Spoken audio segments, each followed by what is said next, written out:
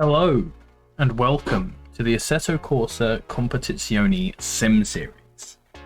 We are here for the second round of our gold split that's going to be running on the famous Eiffel German track of the Nurburgring.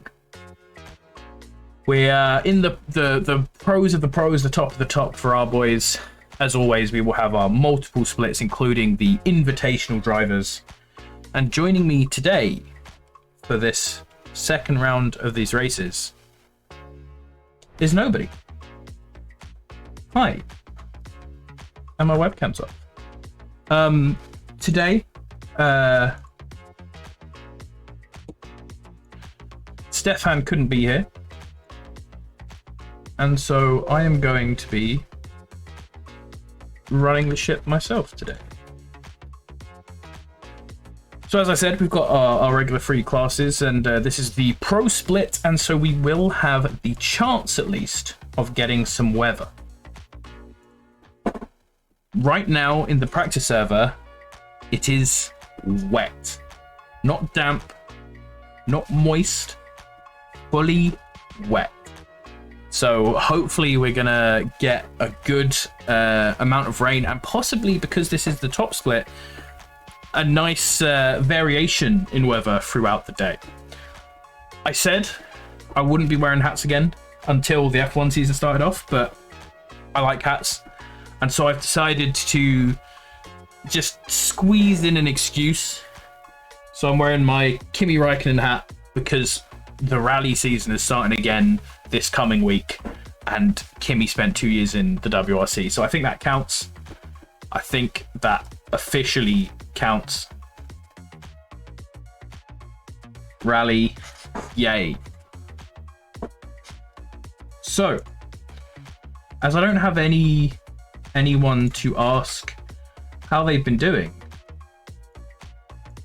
let's talk about exclamation mark timings. Exclamation mark timings brings you to pitwall.live. Throw exclamation mark timings in the chat, and you can follow the action even when I don't catch it. Obviously, only me today. There might be a few more things that I don't quite catch. So keep on there, and you can get a good eye at how everyone's doing speed-wise and see all their cars. It's a nice little interface. We're still getting used to it, but it's a fantastic setup. We also have an interesting new setup going on at SGP. So as many of you might have known, they had the SGP daily races going on. They have multiple races going each day.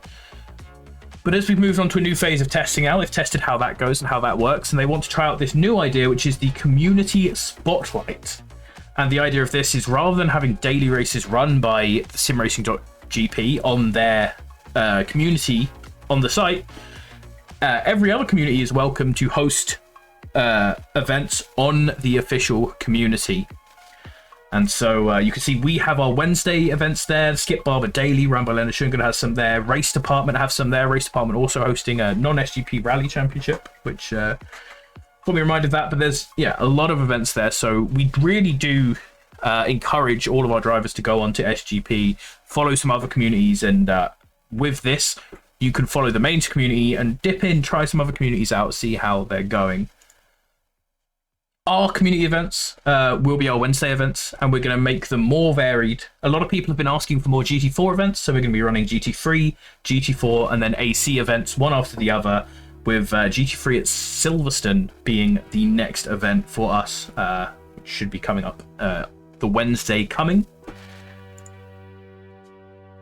The Silverstone 6 hours. We're still getting silence for this, and recently, as recently as a few days ago, I believe, the qualifying server has gone live. So if you are in the Silverstone 6 hour, you and your teammates can go and set laps. You need to set, everyone in your team needs to set a lap before the server gets taken down, which is going to be like a day or two before the actual race. So it's very exciting. Our first team race went really well. We're excited to try a longer race. And if you need any help finding teammates, there is a Looking for Teammates channel in the Discord. Our British Touring Cars AC Championship got off to a cracking start. We had a great first race, and always looking for more people though. So if you want to join the second race, lots of close, typical touring car racing, Then hop into that. It is on obviously our SGP page, and this Tuesday coming up, the next event that will be happening other than the evaluation race will be the Classic Mini Coopers. This is an event that's been hugely requested by everyone, and so I can't wait to do it. We're going to have a 15-minute race at Cadwell Park, and then at Brands Hatch Indy, and then we're going to have a 20-minute race with one mandatory pit stop at the Goodwood circuit. So big fun going on there. Those are great little cars to drive. I had mentioned earlier the Skip Barber Daily. We're going to keep hyping them. Ran by our good friend and one of our lead stewards, Leonard Schungel. Fantastic little cars to drive. Great racing. If you can get the hang of them, you can have some real nice close racing there. He hosts those on his own SGP community. And the other separate SGP community we directly support is, of course, ACCSS Americas, who have now become New World Racing and have gone out on their own, got their own Discord and everything, but they are still our sister organization and will be doing events with us. So it's fantastic to have them doing their thing.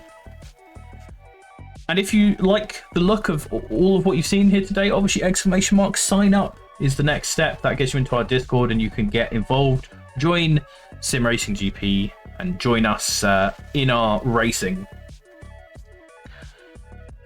So obviously today I have no one to specifically talk to about this. I actually don't know which browser it's going to pick, so this is a mystery, but it picks this browser. That's good.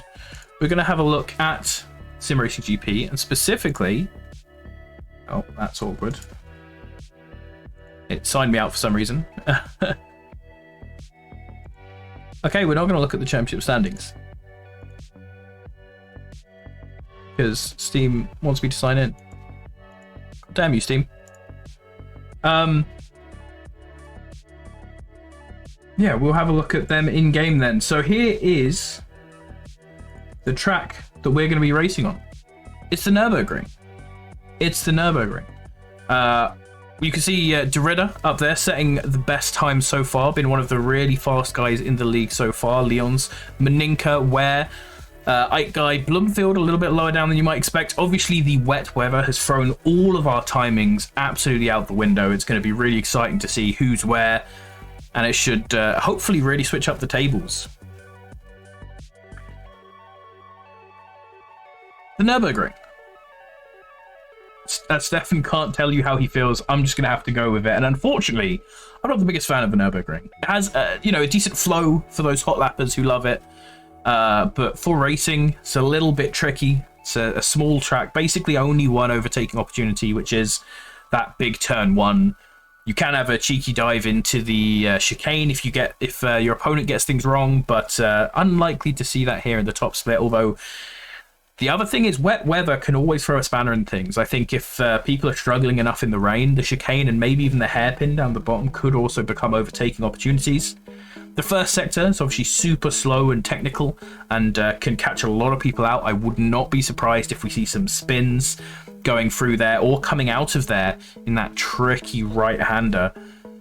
Then you've got the sort of second sector of the course, which is pretty fast. We're going to be probably won't be seeing people if it's this wet going flat out through the Schumacher S's, but you can keep quite a bit of speed up through here, right to the end of the track where you've got that fast chicane into the start finish straight. And the one really great part about this track is the first corner, because the first corner really does lead to some really good racing. It allows a ton of different lines in.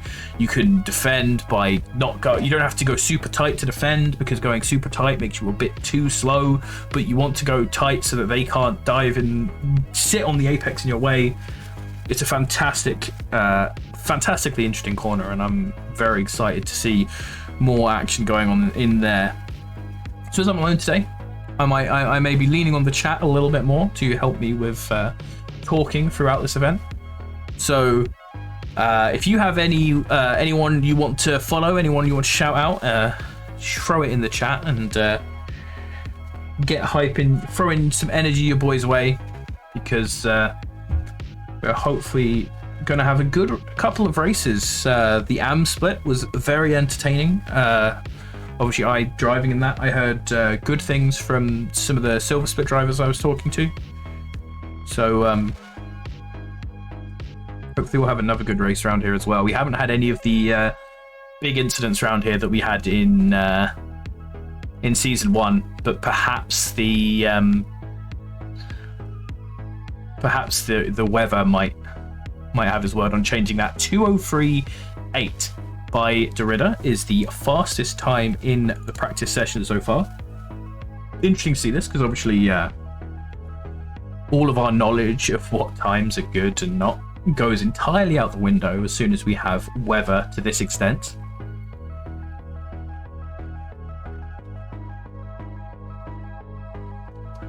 And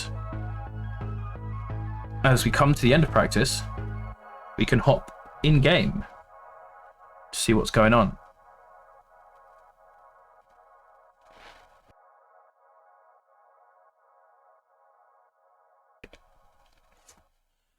Derrida, as I said, topping the timing sheet so far with Leons and Maninka. Fan favourite, obviously Mika Maninka, a little bit further down the tables. A few people in the 04s, a ton of people in the 05s, not many being able to hook up quite that fast a lap time. Only the top few with Ryan Ware and Benjamin Horrier have managed to get into the 04s. It's also going to be interesting to see which races end up being very different, which cars end up being very different, because obviously we have a lot more,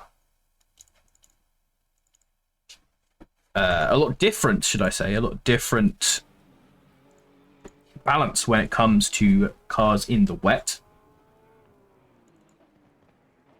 Here we have the first man out on track, immediately dives out of the box, incredibly fast. Mika Maninka wanting to just get out there and set a lap immediately. Yeah, it does look pretty strongly wet.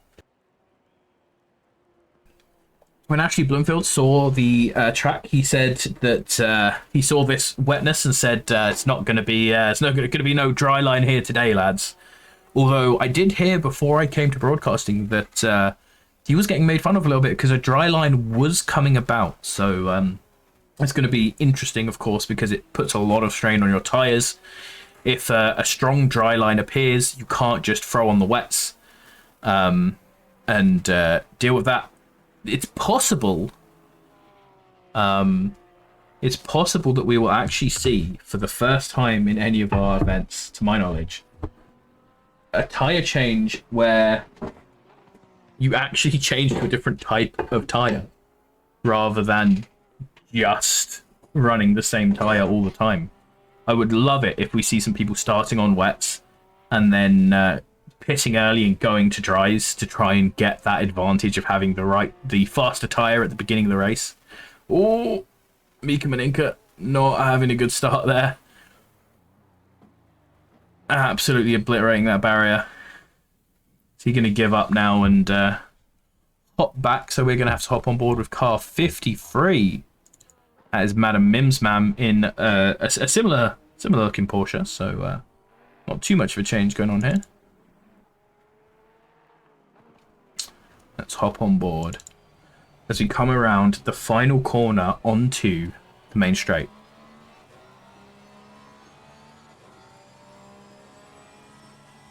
Reasonably long straight, not the longest, but not incredibly short. Big braking zone into this first corner, and really interesting just sort of camber and angle to it. You have to get on the accelerator as hard as possible, but you can actually go out quite wide and carry like a really nice amount of speed.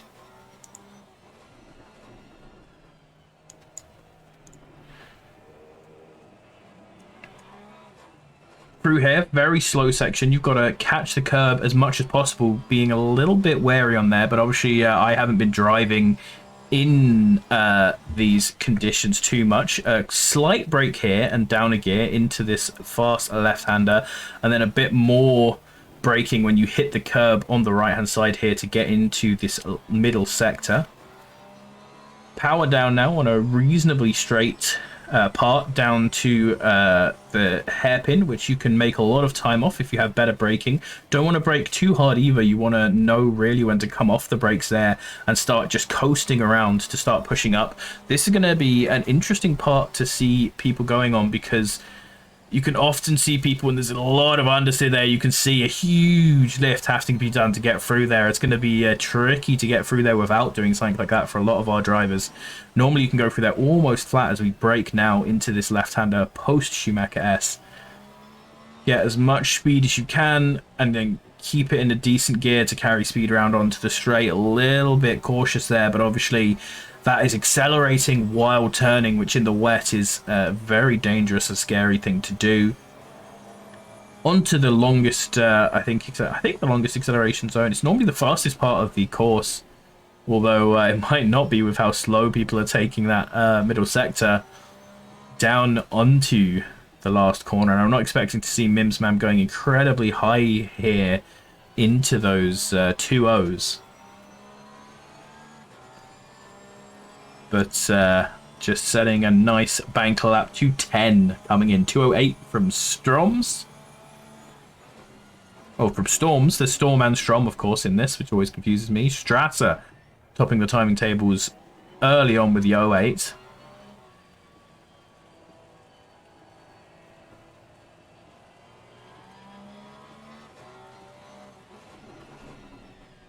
So even though that 2:10 looked pretty slow, it seems to have been going decently.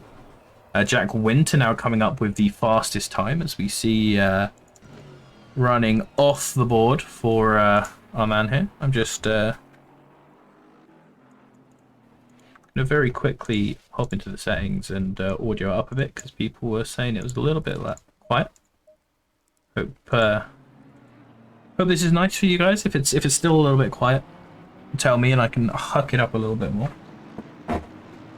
It seems that I've learnt through broadcasting that it seems that I play with the volume a lot lower than a lot of other people, so I do need to hike it up sometimes for the broadcast, and I have been changing some audio settings recently to try and make Discord not hate me, because Discord is not the best audio program, unfortunately. But so far we have Jack Winter, the only driver in a 207, has done a fantastic start there with that Mercedes there, just hopping out of his way. Julian Strasser, Arno Storms, the only two drivers apart from him to have been faster than a 209. And then we have 4 drivers on a 209. That is Jose Martins, Daniel Ryan, Carlos Bandera, and Juan Fuco Sanchez. Most of the rest of our drivers who have set timer on 10s, but not a huge amount of them have, as Meninka improves his time another 2 seconds. Oh, and there's Jack Winter squirreling off. Let's have a look on board with that Mercedes a little bit, shall we? I think I'm gonna be doing a lot of onboard shots for this race, ladies and gentlemen, because I think it's gonna be pretty entertaining seeing how careful people are having to go through here, especially if you have driven on here recently and have the the lines, the braking zones in your head. The louder the game, the faster I drive. So if anyone sees King Bun in the server, or if anyone hears blaring Eurobeat in the server, that's King Buns coming up behind you. Yes, Storms has actually been practicing all afternoon on damp, wet Nurburgring.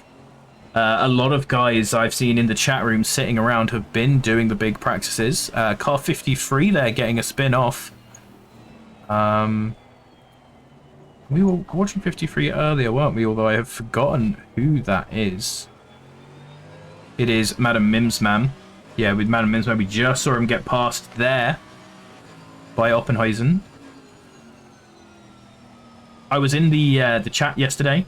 I couldn't watch a lot of the race, but I was in the chat yesterday, and I saw people shouting out Julian's incredible pronunciation of all of these names, especially German names, I believe it was.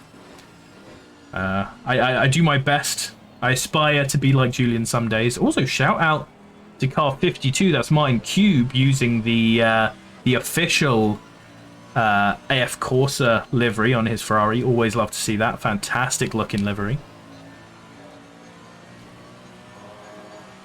Top on board with someone else who's about to come through this section, Gustav Gordstig.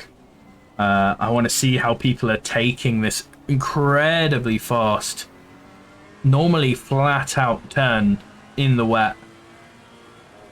Up a little bit on the curb, not as much as a lot of people have been doing, and then just struggling to deal with that understeer and then a little bit of oversteer as he tries to accelerate on the damp curb. Driving the Jag on Friday, it was very difficult to go full throttle through there. So I feel these guys' pain. Nurburgring is in pro. So he, right now, is sitting in the pits waiting for his go.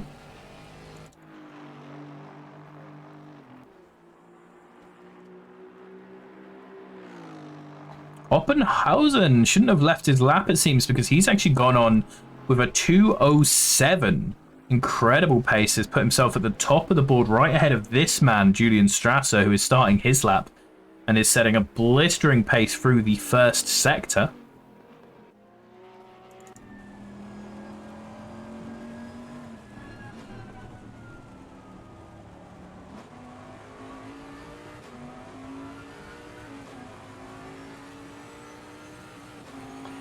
We not only have much more rain than yesterday, but also because this is the top split, there is weather randomness on.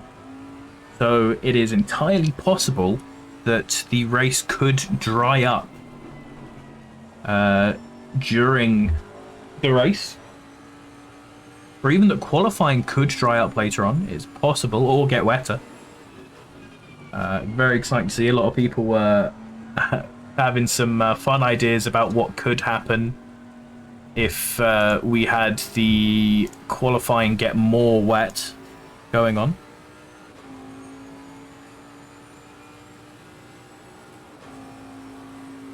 So Julian coming up to the chicane now, entering the comically small third sector on this track.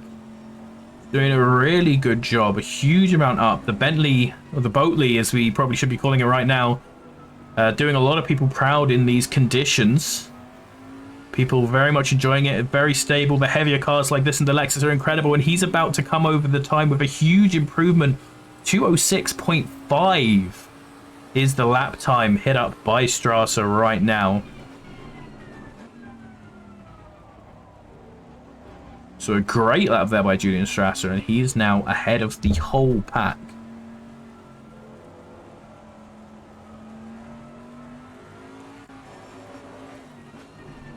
Jose Martinez also coming across the line to set an improvement on his lap. Only a slight one. But this should just hop him down into the 2:07s to join the guys ahead, and he just jumps Jack Winter there. Roundtree also coming up for a really great improvement. On a similar improvement scale to how Strasser was here as he comes through the last corner. Oh, this has been mega from him. He's going to jump up quite a way. This is not enough to be in contention for pole, I do not believe, but third position with a 2:07.4. Great job there from him.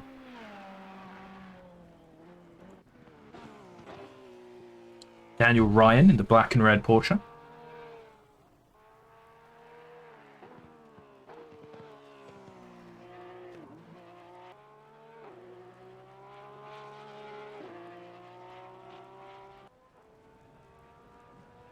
Jumps up to second. Ooh. He got a lot through that last corner as I was looking away. That was a really good lap. 2:07.1, so very close to being the second person to get into the 2:06s. Madam Mims Mam is a man and is not, as his name may suggest, a madam. Madame is just his name. Whether that's his real name is up to you, but that is the name he goes by. Jack Winter, the next driver to be up on his time, but quite a few drivers really improving now. I don't know if that's just people getting the hang of the wet conditions or a drier line forming. Probably a bit of both. You can see there that there clearly is some sort of drier line forming, so that's definitely going to help it. But also just getting the hang of these tricky conditions slightly more, as we see car number 35, Julian Strasser there, dumped it at the end of the pits, and car 77 spun right in the middle of Mercedes sector, where I'm sure a ton of people are going to go 184 off as well. A ton of people, as people are starting to find more confidence. It seems that they are still pushing a little bit too hard in the pursuit of those fastest lap times there. Jack Winter comes around for an absolutely mega improvement. He's going to easily pole this. 2:05.8, 3/10 ahead of Julian, or ahead of Daniel Oppenheiser, who's a little bit ahead of Julian.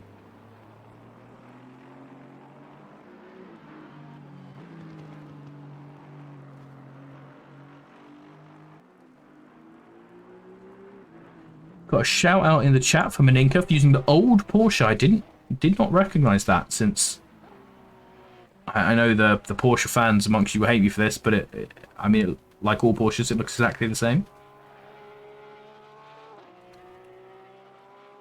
It's interesting to see though, because I've heard a lot of people saying it's very difficult to control that one.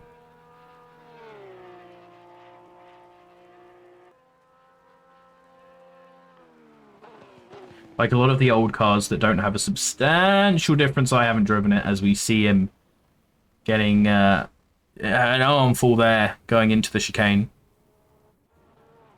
Or one is easier for you. Interesting. Interesting. It's Florian Sachs and Carlos Bandera, two of the last people to be making really good progress on this.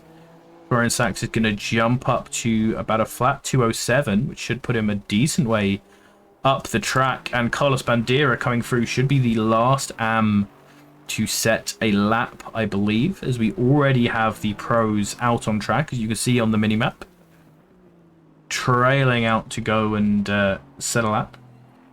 And they should be happy for all of this work that the AMs have been doing to put in a dry line for them.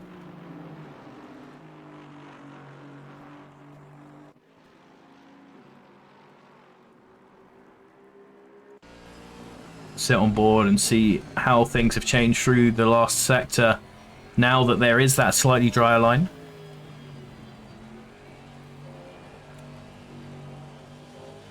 I think most people would give you the Ferrari between the Audi and the Ferrari.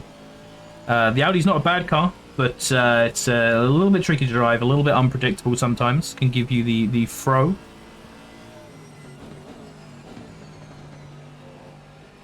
Marley Watts has improved out of nowhere. I did not see that coming.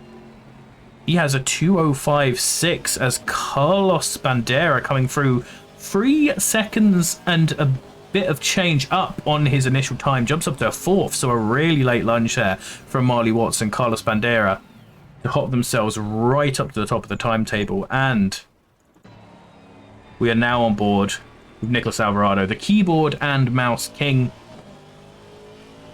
A lot of our drivers today using the cheetah cam and sitting on the bonnet, but Nicholas Alvarado cannot sit on the bonnet because he doesn't know where his steering wheel is unless he can see it, since he steers with his mouse.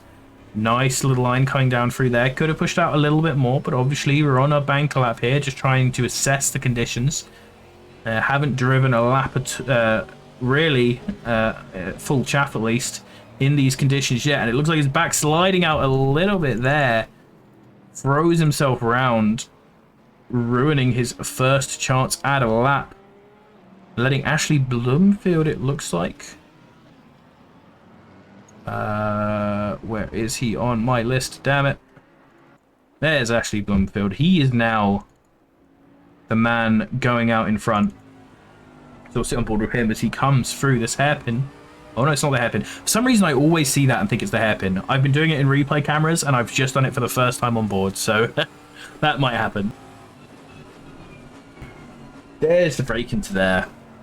I definitely think during the race we're going to see a few people miss that braking point as they're trying to be super aggressive, and it's going to be really hard to not to oversteer off. Taking a little bit of the curb, but not too much. Getting a decent run to the apex, a lot better than some of the AMs we were on board with there. But also, of course, he has that drier line. Avoiding the curbs a little bit more than you might normally see due to their wetness. But still out onto that exit so he can push as hard as possible for this.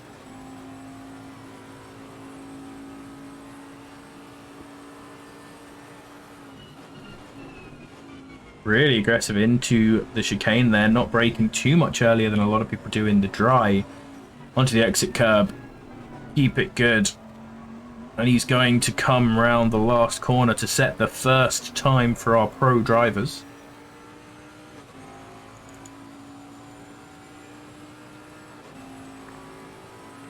And he's come fourth. Derrida immediately jumping up to the top step. That is incredible. Steve Hughes jumping up there as well. So some of our pros doing really well. Salguero and Venner, not quite with the 206s though. So still decent. Clark on the 207. And it looks like quite a lot of our pros not to set a lap yet. We've had a couple people invalidate this first lap.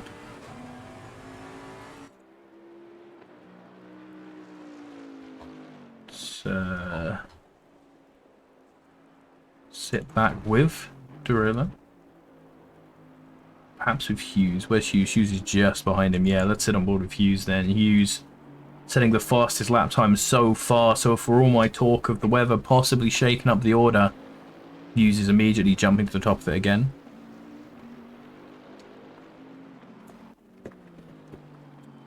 I hope that's not a bad thing, King Bon. I hope you're enjoying this.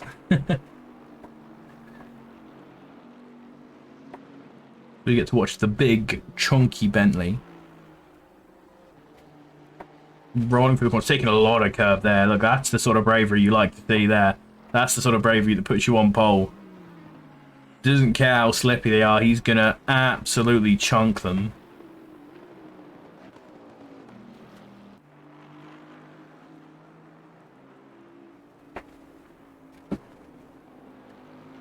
Gobbling up those curbs. Car 51 has had a little bit of a spin earlier on in the lap.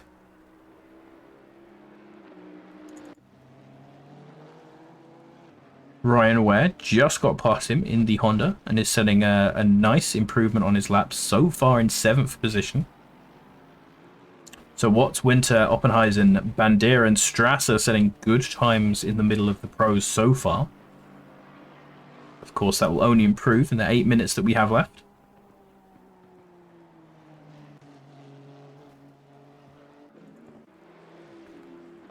Ollie Venner jumping up to 4th position. A nice run. Another one of the many Bentley boys in the top split this time. As we have some more jumping to the top. Pezziotti. Federico Pezziotti. I feel like I must shout his name since it is in all caps. Rest in peace, MF2. But bringing the Porsche right up to the top. And then, of course, Menno de Ridder. An incredibly consistent performer in this series. In the Aston Martin. It's jumped up to the top of the timing, a 2:04. Really incredible. We saw people in a more damp setup than this rather than wet, getting down to the 2:01s. So getting reasonably close to that now, considering how rainy it is. Right stuck behind this Ferrari, and this is going to be annoying him because he's definitely losing time here. Not much he can do. Oh, unless the Ferrari dives out of his way. Actually entitled to give that one a go if he wants to, but isn't going to hold in the way.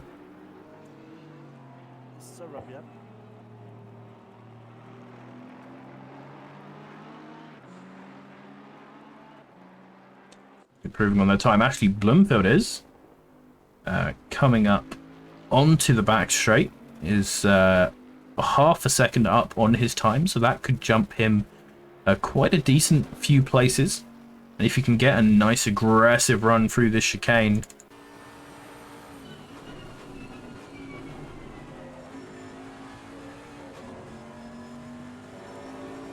on the curbs, nice. Is gaining time through there. Good early acceleration through there. You can hear the traction control kicking in there as he crosses for a nice improvement up to 4th, gaining about 2 tenths there just in that last sector, which is basically just 2 corners. So really fantastic work coming in from him. Sam Teal in the pink Lamborghini comes in, and oh, car 108 there. Ollie Venner throwing it onto the side, waiting for people to get past as he comes past. And then where did Sam Teague go? Sam Teague went up to 4th position. A great run by him. Good to see a Lamborghini up there. So Lamborghini doing surprisingly well before this.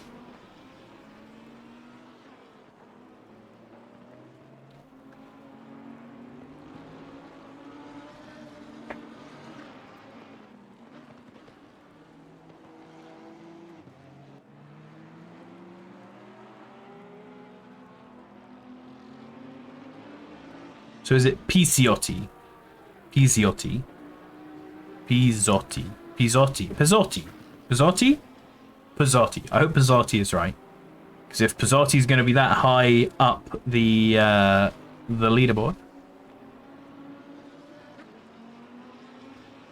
gonna need to throw his name out there a few times. Justin Clark in the Lexus now, setting a big improvement so far, losing a little bit of it through the hairpin. But this is a car that I'd expect to see doing pretty well in the wet. Another one like the Bentley, that's a big, chunky, heavy car that can stay quite stable in these conditions. Oh, dude, I have no idea how to say Saracen's name? Saracen? I think that's probably outrageously bad, but yeah, I'm very sorry, my man, if you watch this back, that I'm butchering your name.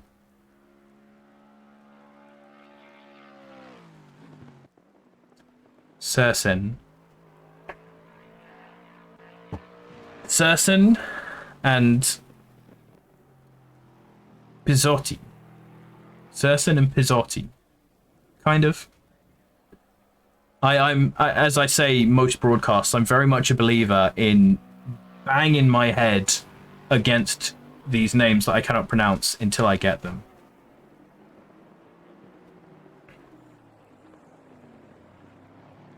Well, like Pizzotti? Pizzotti? Sir Justin Clark dives to the top of the leaderboard with a 2:04.3, so another really great time. That's like 5 tenths ahead of Derrida there. Really big. Really big.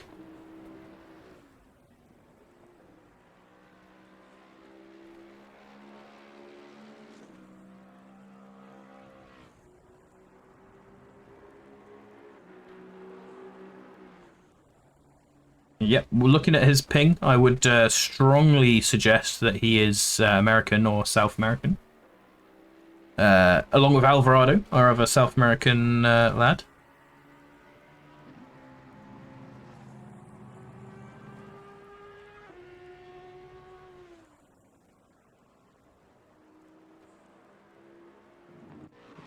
Ike Guy, another man in the Lexus, so we should be hoping to see him pretty high up.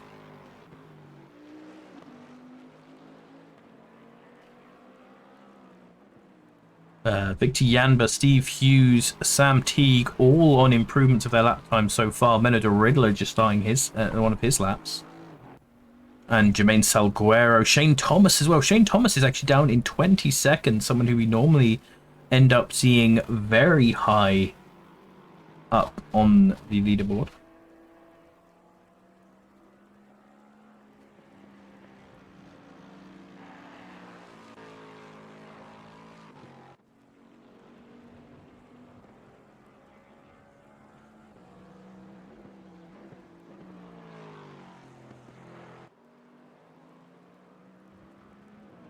A lot of people improving their time so far, so we're going to have a look at who's going to be the first of these guys to come over the timing line, and it actually looks like it will be Derrida, who is on just amount time that he might be able to take the top spot, which he does. Steve Hughes going to be coming around next. Getting a nice bit of improvement here. Going to put him very close up there. Probably won't be able to snatch one of the top 2 spots, but gets him a good job closer, as a lot of people have been losing their lap times at the latter half of the lap. Salguero there pushing really hard on the exit curve there. Banging it through the chicane. Lost a little bit of time there, actually, from his first attempt. You can see he's on the wet line there and just loses control of the car. Spins around. Now he's going to have to do the big set. Getting around, waiting there for the Aston Martin of Nicholas Alvarado to pass. Good to see Considerate rejoins here. That's a pity for Salguero, though, because Salguero was on for a good improvement, and he is quite far down right now. What happened to Shane Thomas? Shane Thomas did improve some lap times, as we see just catch him spinning there in the 51 Ferrari. Another great choice of livery. But, yeah, not very good for Shane Thomas. Shane Thomas, normally one of the guys we see right at the top, and we can tell there that the wet is starting to shake some things up, because there are a lot of our invitational drivers really far down the field. Our highest invitational driver so far, Ashley Blumfield, who is up in 8th position.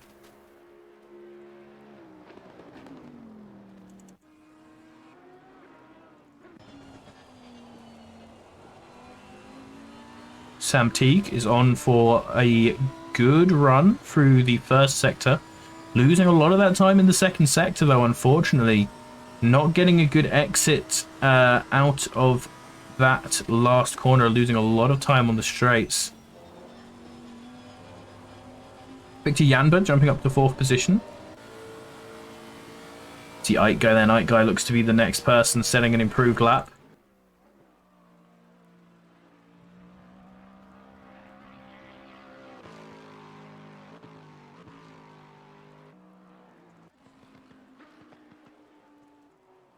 Not the car I thought it was, unfortunately. I was hoping to catch a spin there, but I was a little bit too slow. It was a number that I didn't recognize immediately as Ike Guy comes across for a nice improvement to end off the session. Try and find some people who are still making progress. Where is Salguero? Salguero looks like he might be the next guy to make an improvement. Huge amount of time up, but has just lost it again. So definitely really could do better. Event has lost it as well. People really pushing at the end. Ryan Ware going to be the only one out of those 3 right there who's actually going to be able to set this improved lap time that he was running. Justin Clerk behind him, not improving on his lap time. Ryan Ware going to jump up 2 positions.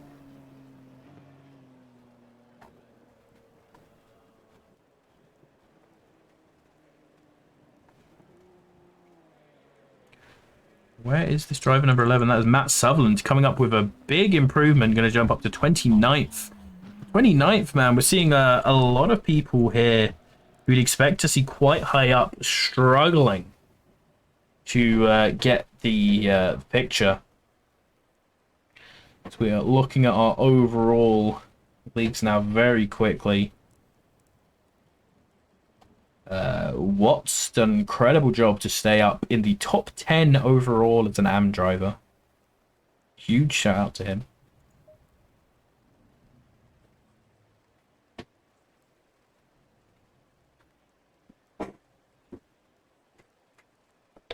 So, I hope everyone has been enjoying watching the stream so far. We're going to now get into 2 races which will both be running off of this grid. We are, of course, the Corsa Competency Only Sim Series, a league for rookie and mid-pack drivers. And here's a little video of some of the things that we get up to.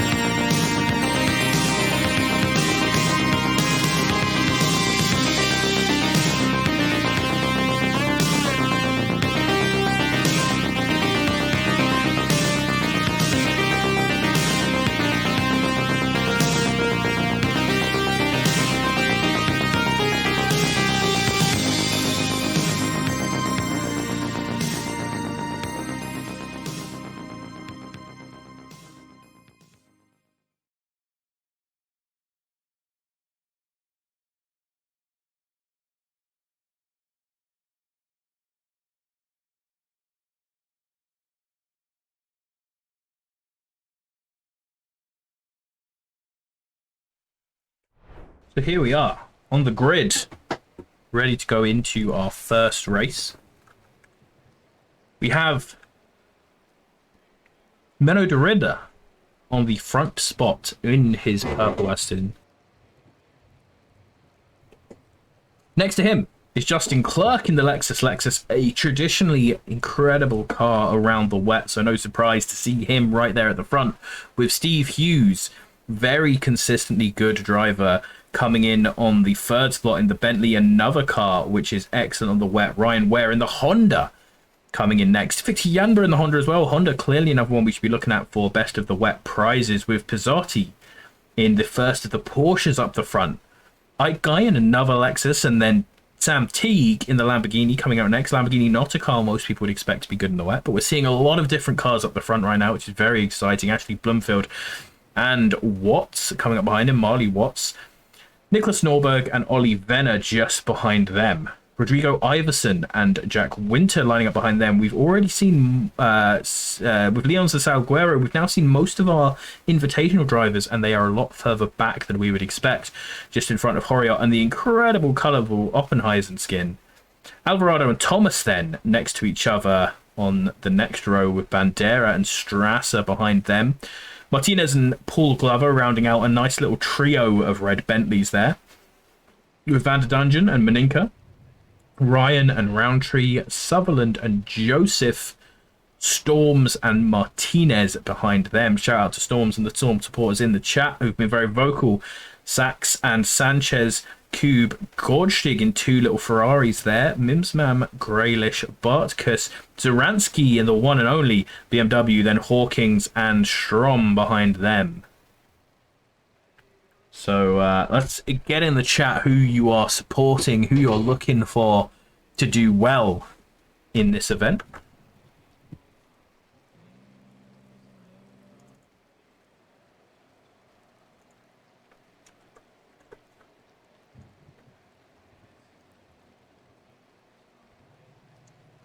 Hello, Pega. Pega.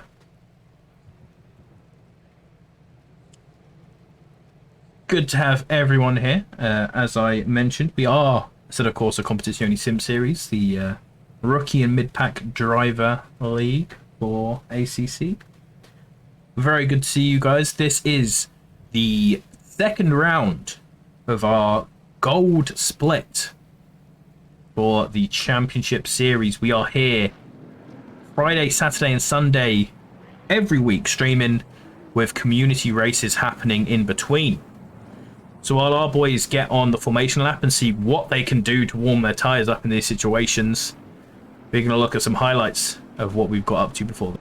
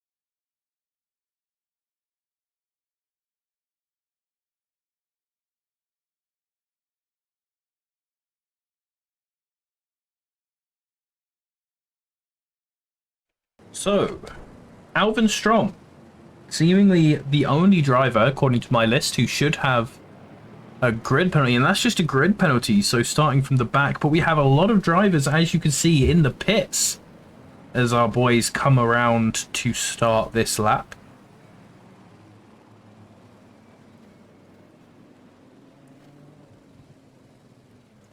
So a lot of people starting from the pits for some reason as we roll up to the green light.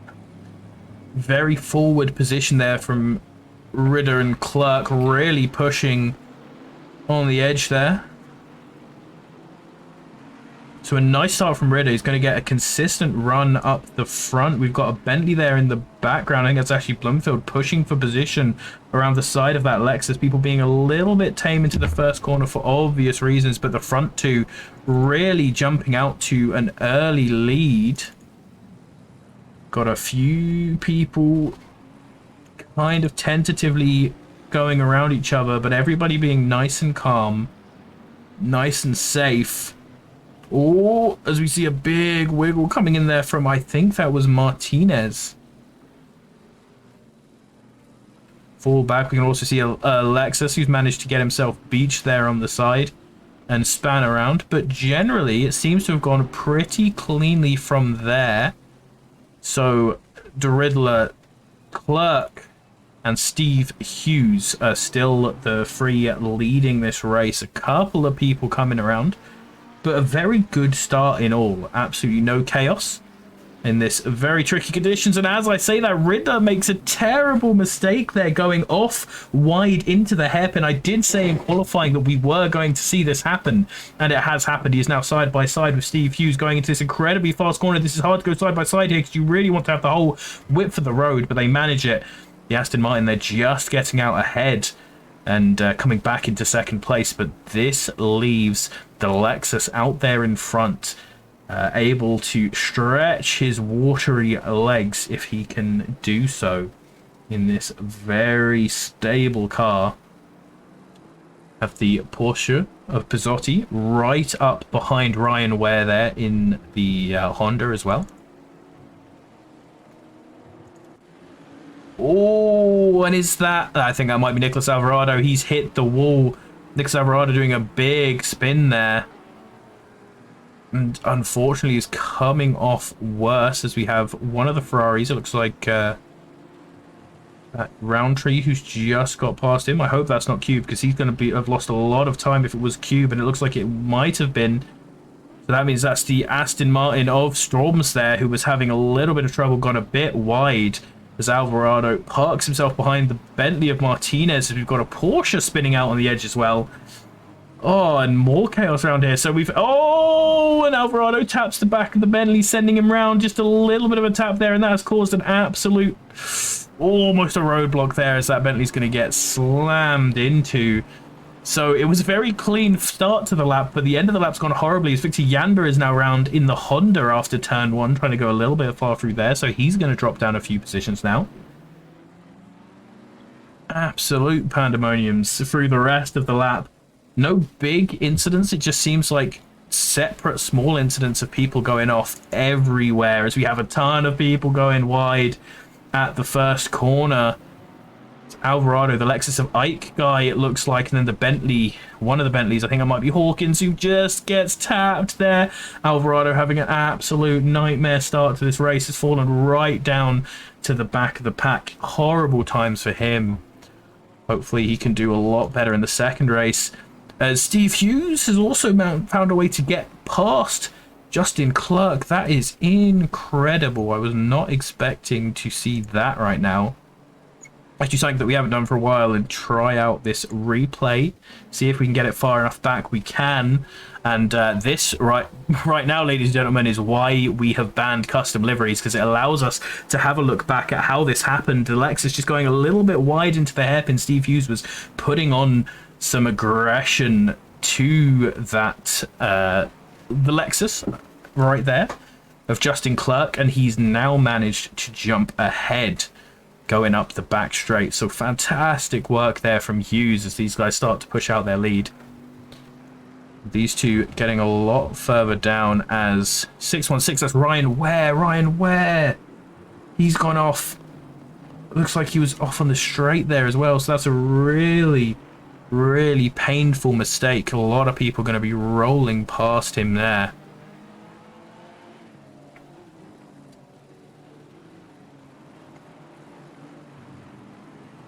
This race doesn't seem to be able to settle down right now. Let's have a hit back to the back of the pack. We have Nicholas Alvarado, Jose Martinez, and Federico Pizzoni, who have all hopped into the pits as we see a really wiggly Bentley there.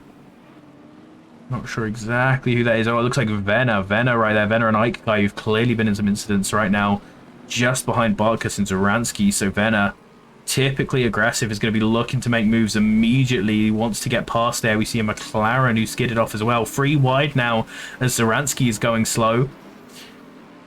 So it doesn't look like Barkas wants to let Venner past here. But Venner is undoubtedly going to dive on the straight, as it looks like Rodrigo Iverson has spun around here. Rodrigo Iverson's having to let a ton of people past as he be's careful there. Porsche there almost spinning of his own accord as well, so he's going to possibly give up a position as well to Oni Venner, as we see another Porsche who spun there of his own accord. Oh, and that Bentley got a little bit wide there. That's terrifying for the Porsche, and he has spun. Venner has spun. He managed to, it looked like he managed to caught it up there, but he has managed to throw it, and then Bartica spins as well. This is a nightmare. Absolutely everyone's just losing it now. We've seen so many spun cars. It's absolute chaos, but it's not chaos. There's no big incidents that are causing chaos. It's just lots of little individual spins that are really throwing people. So let's hop back up to the top of the field, try and find some people who are reasonably close together, and have a look at our top 10. Justin Clerk is still leading the way from Menno de Ridder now, who has taken over from Steve Hughes, who clearly had a bit of a mistake there in that lap. He's 4 seconds behind, so yeah, he's definitely had a bit of a half spin there. Marley Watts in 4th position, Nicholas Nurburgring in 5th, Ashley Bloomfield in 6th position, Jack Winter and Jermaine Salguero, Carlos Bandera, and then Ryan Ware has fallen down to 10th. So much action. I haven't even switched into a closer camera. We'll give it a go now. I'm going to try and be careful not to miss too much, though, with these tighter cameras. Some of the cameras very tight here at the Nurburgring.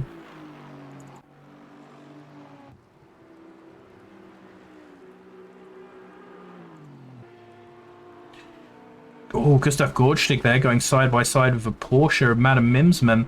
He's actually going to get the dive on into the chicane.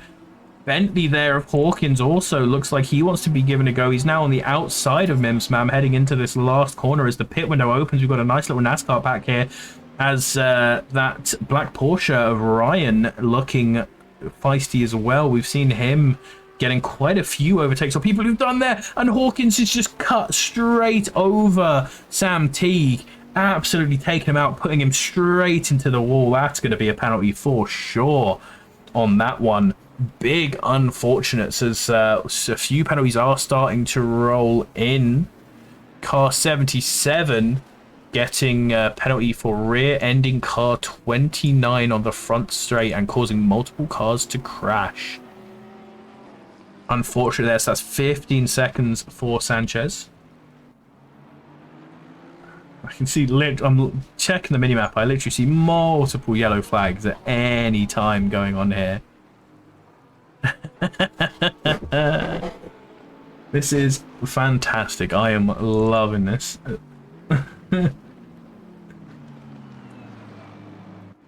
See, normally, you know, I feel bad when I miss a couple of spins, miss too many incidents, but here I think it's, you know, it's fair enough, honestly. As Hughes now into second place. Riddler having his own little incident of 5 seconds for him, so he's fallen back.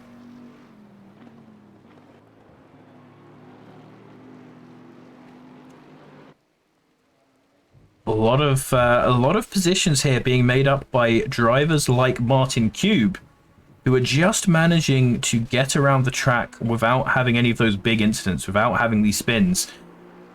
He has not set a fast lap at all. He is multiple seconds behind our leaders per lap. by his fastest lap. However, just from not spinning, he's made it up from 33rd all the way up to 14th position. Huge movements here from the Ferrari driver. Shane Thomas also has been making up some good ground. Also not taking any huge laps going into here.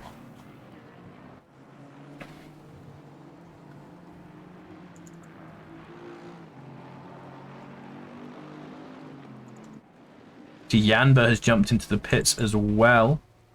By the looks of that, it could just be for a pit stop because we do have the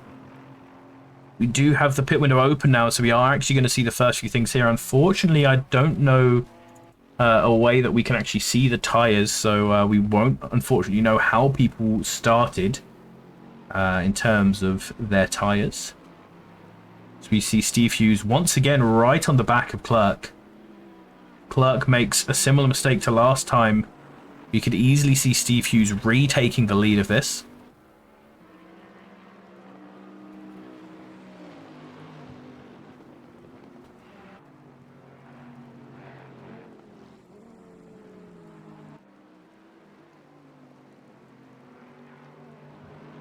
The track conditions is flooded now. That is fantastic. That's what we like to see. It's not quite a thunderstorm yet, so it can still get better, as we have the Aston Martin of Bandera in the grass there. Shane Thomas making up more positions. This is great. As Paul Glover was saying earlier on in the Discord chat, he loves these challenging conditions, and this is definitely something different for people. I find a lot of the people who have only driven in ACC really struggle in these conditions because they're not used to having that slip on acceleration or anything, only having driven these really nice cars with their TC and ABS. But it's a really nice challenge that you'll find a lot of other places in Sims with different cars and stuff, and it's really entertaining.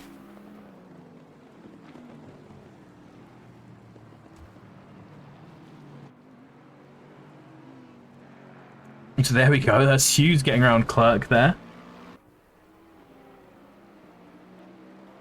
Not a huge mistake from Clerk either, so just a really good run. Have a look at that one again. Oh no, I missed it. I didn't go far enough back in the replay. It's been a whole long while since we've been able to do these replays, so I need to get back into working out how long it is for them to go. Yeah, this is getting to the limit of where a lot of series would not run in these conditions for sure.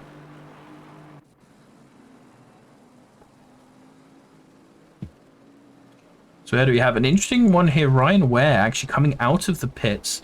This is obviously going to be incorrect, this timing. He's just behind Zaransky now. So yeah, losing a lot of places there as we see another Bentley spun there. Can we go first person to see what the drives can see? Absolutely, and we're going to go first person with Ryan Ware. I was going to say because he's behind a car and we can see the spray coming in, but he's managed to get past. Kind of a 53 there has spun. Hopefully he'll catch up to these guys soon. There we go. Look at that. That's what we're talking about there. The spray. To be fair, very few of these people have hit each other. They are starting to clock up some penalties, mostly for unsafe rejoins, it seems like, looking at the list. There we go. The spray, my friends. The spray. The UI off as well, so we can just indulge ourselves in this as the Porsche accelerates up the straight here. Lovely.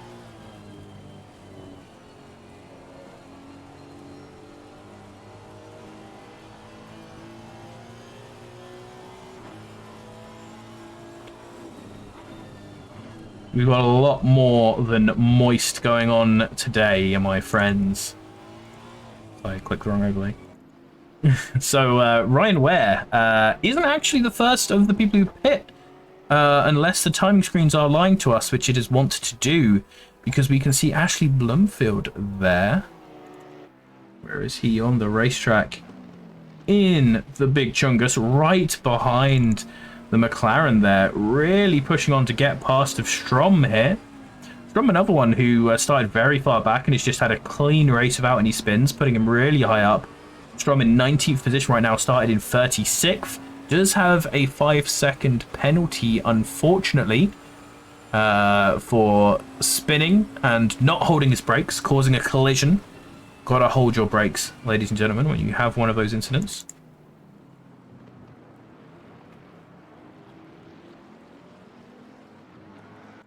Steve Hughes now is starting to pull out a bit of a commanding lead as Clerk has been falling back to him,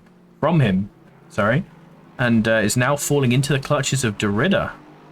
Derrida, who may be up for putting a bit of a move on him sometime soon.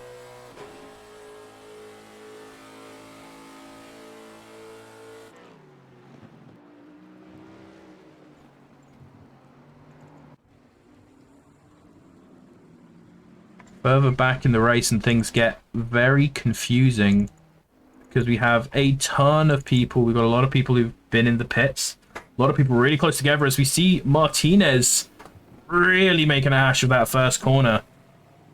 Gonna have his tyres nice and dirty. There's fresh new tyres as well after pitting, so this is definitely not how you want to end up. Gustav Gorstig over here is in quite a big pack of boys down here at the hairpin. Pushing right behind Ashley Bloomfield here. Although Ashley Bloomfield has pit. Madam Mimsmam just behind him with a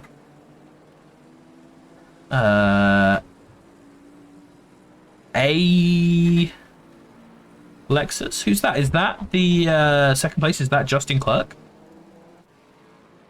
It's not Justin Clerk. See, this weather has made things a lot trickier to follow because people are on different laps all over the place now. You're also, of course, in the middle of our pit stop phases. Ooh, Shane Thomas. They're getting a little bit close. Have a look what happened in that one. But just, the other car jumping out of the way. So, nothing to be worried about. Thought we were going to see a little wiggle there from the blue Ferrari behind him. Derrida now has just come out of the pits.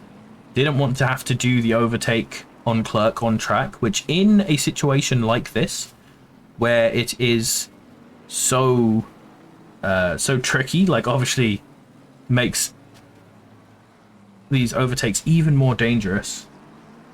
Don't want to be losing grip and sliding off into someone. So Derrida, it looks like, is the leader of those who have pit so far. Nicholas Norberg is out. And the timing, it seems, is not lying to us. Nicholas Norberg, Bandera, and Strasser are the next three out. All of whom have just pit. Steve Hughes, Justin Clerk, both coming in now as well. So this is going to be a single lap chance to get ahead.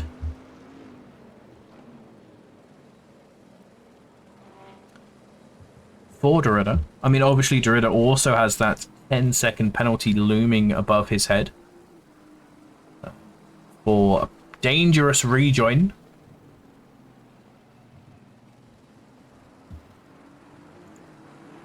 So it doesn't actually matter too much if he gets ahead, but with how fast Clerk was slipping back, it is always possible that he would end up slipping back even further, as we see Ryan Ware off again at a very similar place to where he was last time, actually. Nice rejoin there, staying off of the racing line on that side of the track. We see, are any of these guys going? No, Steve Hughes and Justin Clerk are right by each other there. Steve Hughes just starting to go. Ridder's coming around the last corner. Clerk just starting to go.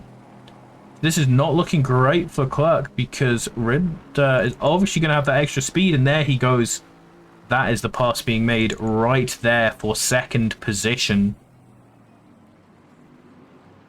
Steve Hughes still in the lead, but now Menno de Ridder is in the lead and is not far behind Hughes. Hughes going to have to get used to these new tyres very quickly.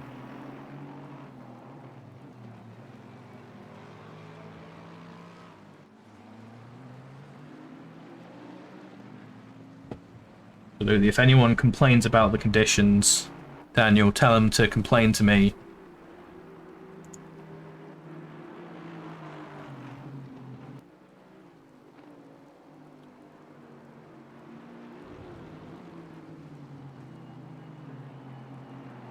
.540 has gone off. That is Mika Maninka, unfortunately, everyone's favourite.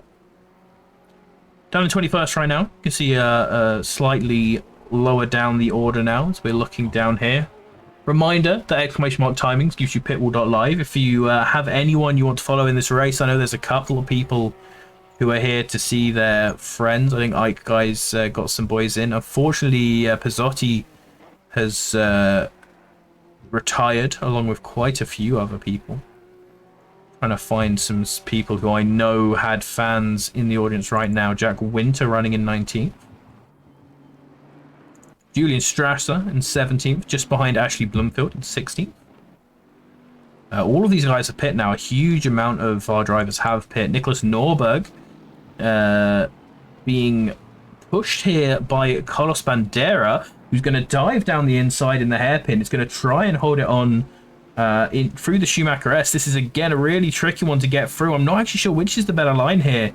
And last time we saw it was the inside, but this time the guy on the outside puts the foot in and keeps the position there.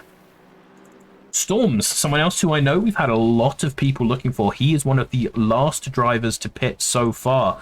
As Paul Glover comes in as well. So we're going to get to see where these guys come out in a in a short moment. The man in pink, you are referring to the Lamborghini of Sam Teague. He is down in 35th right now. He unfortunately was thrown into the wall by a Bentley, who has picked himself up. I'm sure has picked himself up a penalty, and probably got quite a bit of damage from that incident, unfortunately. Storms missed the pit and didn't have enough for another lap, so he is in the pits for 3 minutes. Oh, he ran out of fuel. Oh, that's a big one. Arno Storms apparently running out of fuel. I actually almost did that in my race. I just happened to look down at the fuel meter in my first race and realised that I was almost out. So really unfortunate one to do, and that's going to absolutely ruin Storm's race, who was up in 7th without pitting. But now he's absolutely wrecked, because he's going to be still sitting in here for a while before he gets to go, and then he's going to get a penalty for not completing his mandatory pit stop within the pit window. So unfortunately, Arno Storms, after having a nice first race, is going to get absolutely wrecked there by that one mistake. Paul Glover. We'll have a little look at Paul Glover. Round goes Ronda. So I like it. I like it. He's getting into the spirit of the team name war. However, if you are going to make a team name to make fun of me spinning, something which I haven't done in any of our races so far yet, you would probably want to spell my name right first. That would probably be the first step. But, you know, it's good that he's trying. It's proof that you can teach an old dog new tricks sometimes. And I'm sure Paul Glover will hopefully improve at this banter a bit faster than he's improved in his driving, as we've seen a few people off here. 303, it looks like. That's Jose Martinez. Let's have a little look back at that one. I'm interested to see what happened there. Oh, yeah, it looks like we didn't quite see it happen, but that looks like a pretty typical one where that exit of the... Oh, and he's off again. That's a nightmare. Nightmare for Martinez here?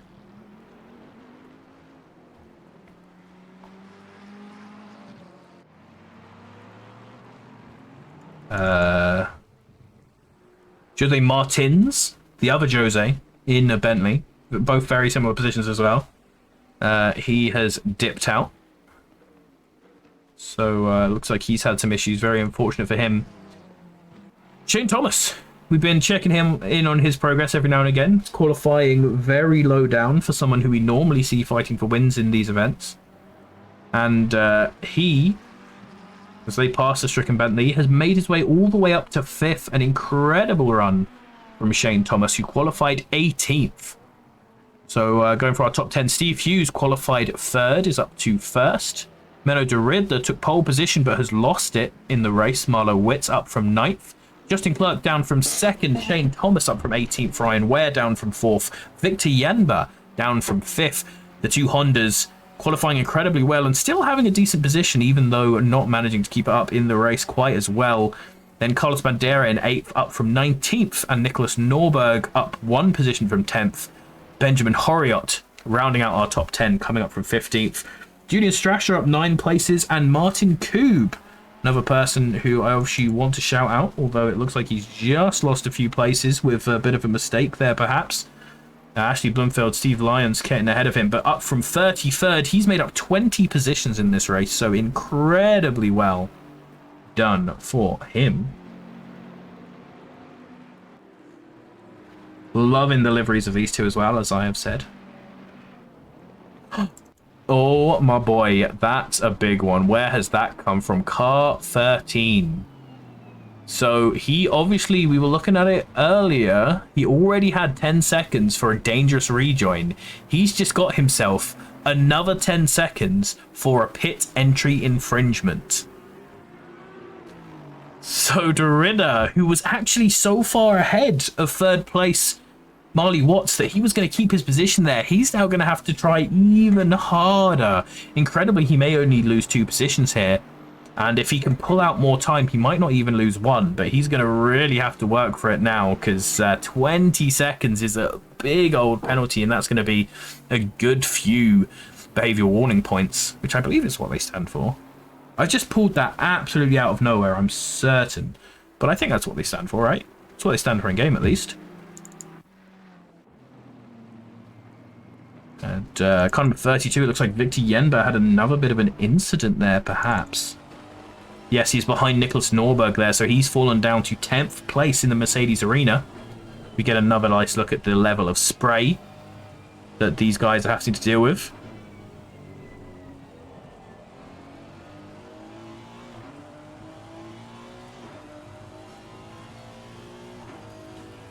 Eat sausages and watch telly does sound like a good way to spend your Sunday.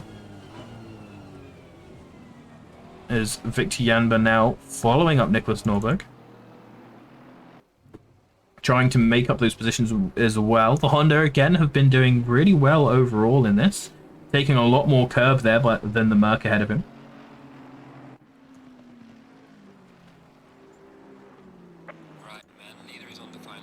Sam Teague right behind both Jose's, Martins and Martinez. Martin's first, he's got to set his sights on in his move back up the field. So we're coming into the last few minutes of the race.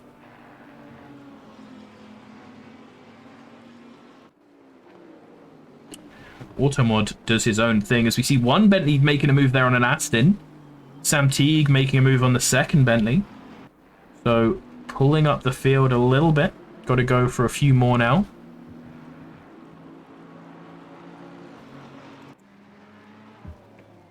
As I believe we've just seen something, I'm going to go a little bit further on to get what I think was a mistake there from the Aston.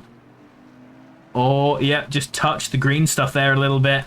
Don't want to be doing that. That's really slippy down there, especially in these conditions. And now this is always a nightmare.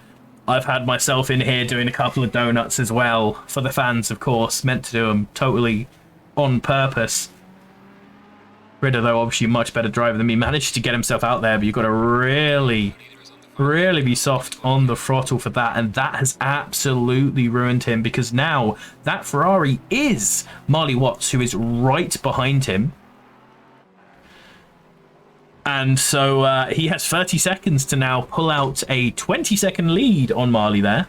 Justin Clerk 30 seconds behind that, and then Shane Thomas another 2 seconds behind there. So there could be a lot of position swaps going on in the last few moments of this race.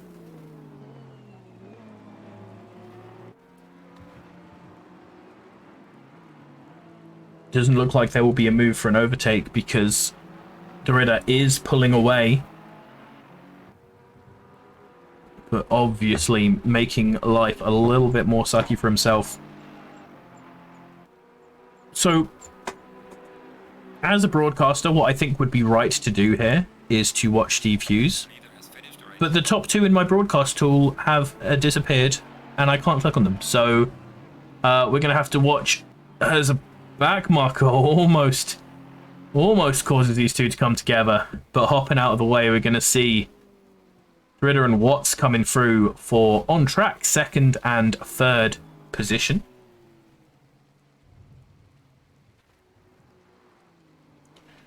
Uh, 55 has gone around as well. That looks like a back marker there. Let's try and find a pack to follow through for the last sort of sections of this race. Before here's Lewis Hawkins. Here's a couple more drivers fighting it for those last positions. How's Sam Teague doing?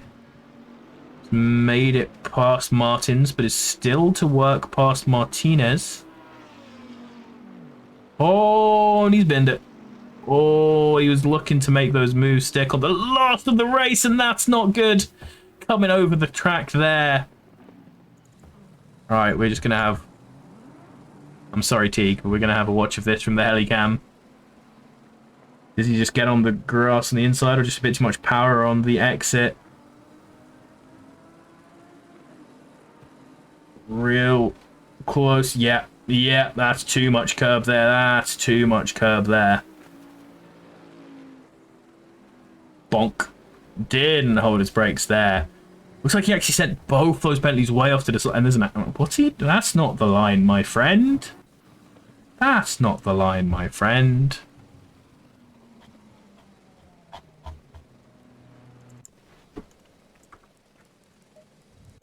Ooh. So, you obviously don't quite have our positions yet, but it looks like Derrida is going to drop at least... It looks like he's going to be dropping down to 5th, unfortunately. So, as I remember to put my camera back in front of my screen, it takes up a lot of my vision if I have my camera there the whole time. So I need to get a few more paychecks before I actually spend money on a camera to have as a full-time webcam. So until then, I'm still using my phone.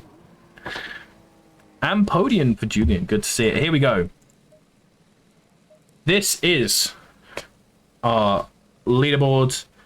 And we're going to do our normal driver for the day's vote. So put in P1 down to P10 for the driver you'd like to vote for out of Hughes, Watts, Clerk, Thomas, Ware, Derrida, Bandera, Norberg, Horiot, or Yanba. They are the top 10 who you can vote for your driver of the day. Throw it in the chat.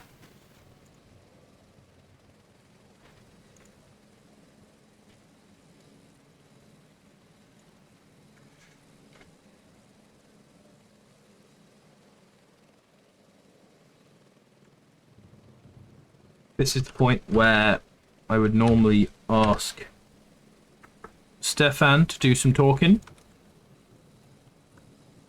So just get your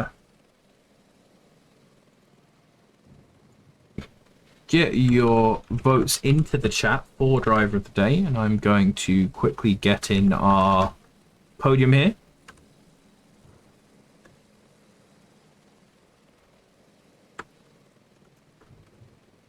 Do my best not to spell anyone's names wrongly this time. We hop over to our podium page.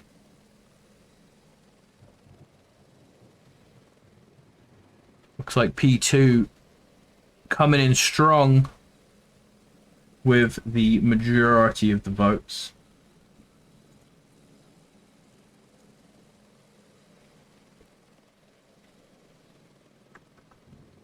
And that's a good choice because obviously Watts is an AM here. And he's managed to put himself up into second position overall. So huge shout out to Watts. We have Steve Hughes, Justin Clark and Ryan Ware in Tier 1.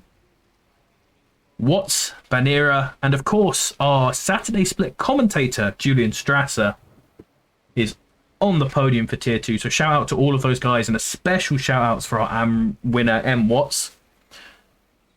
Great to see all of this weather switching everything up. It looks like we might actually have rain again. The track still says flooded, and it doesn't look like it's getting any better. The forecast doesn't look good, my friends. The forecast doesn't look good.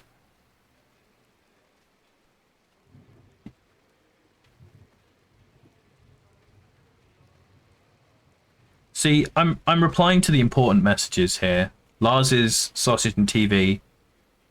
Good stuff. Also, apologies to Dan. He's probably the only person in the world who's noticed this. But the font's wrong. I really hate Adobe Creative Cloud. And I forgot to turn it on before the stream. Hello, Pavel. You are noticed. But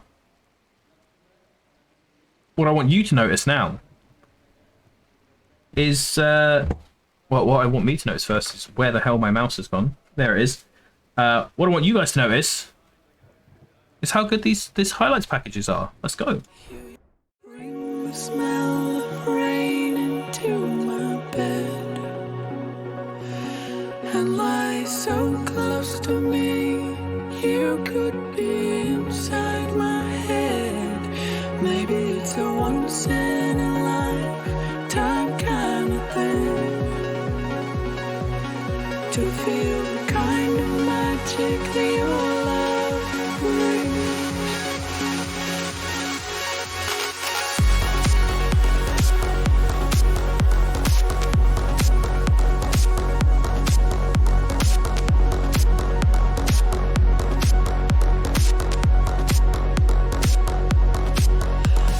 Some days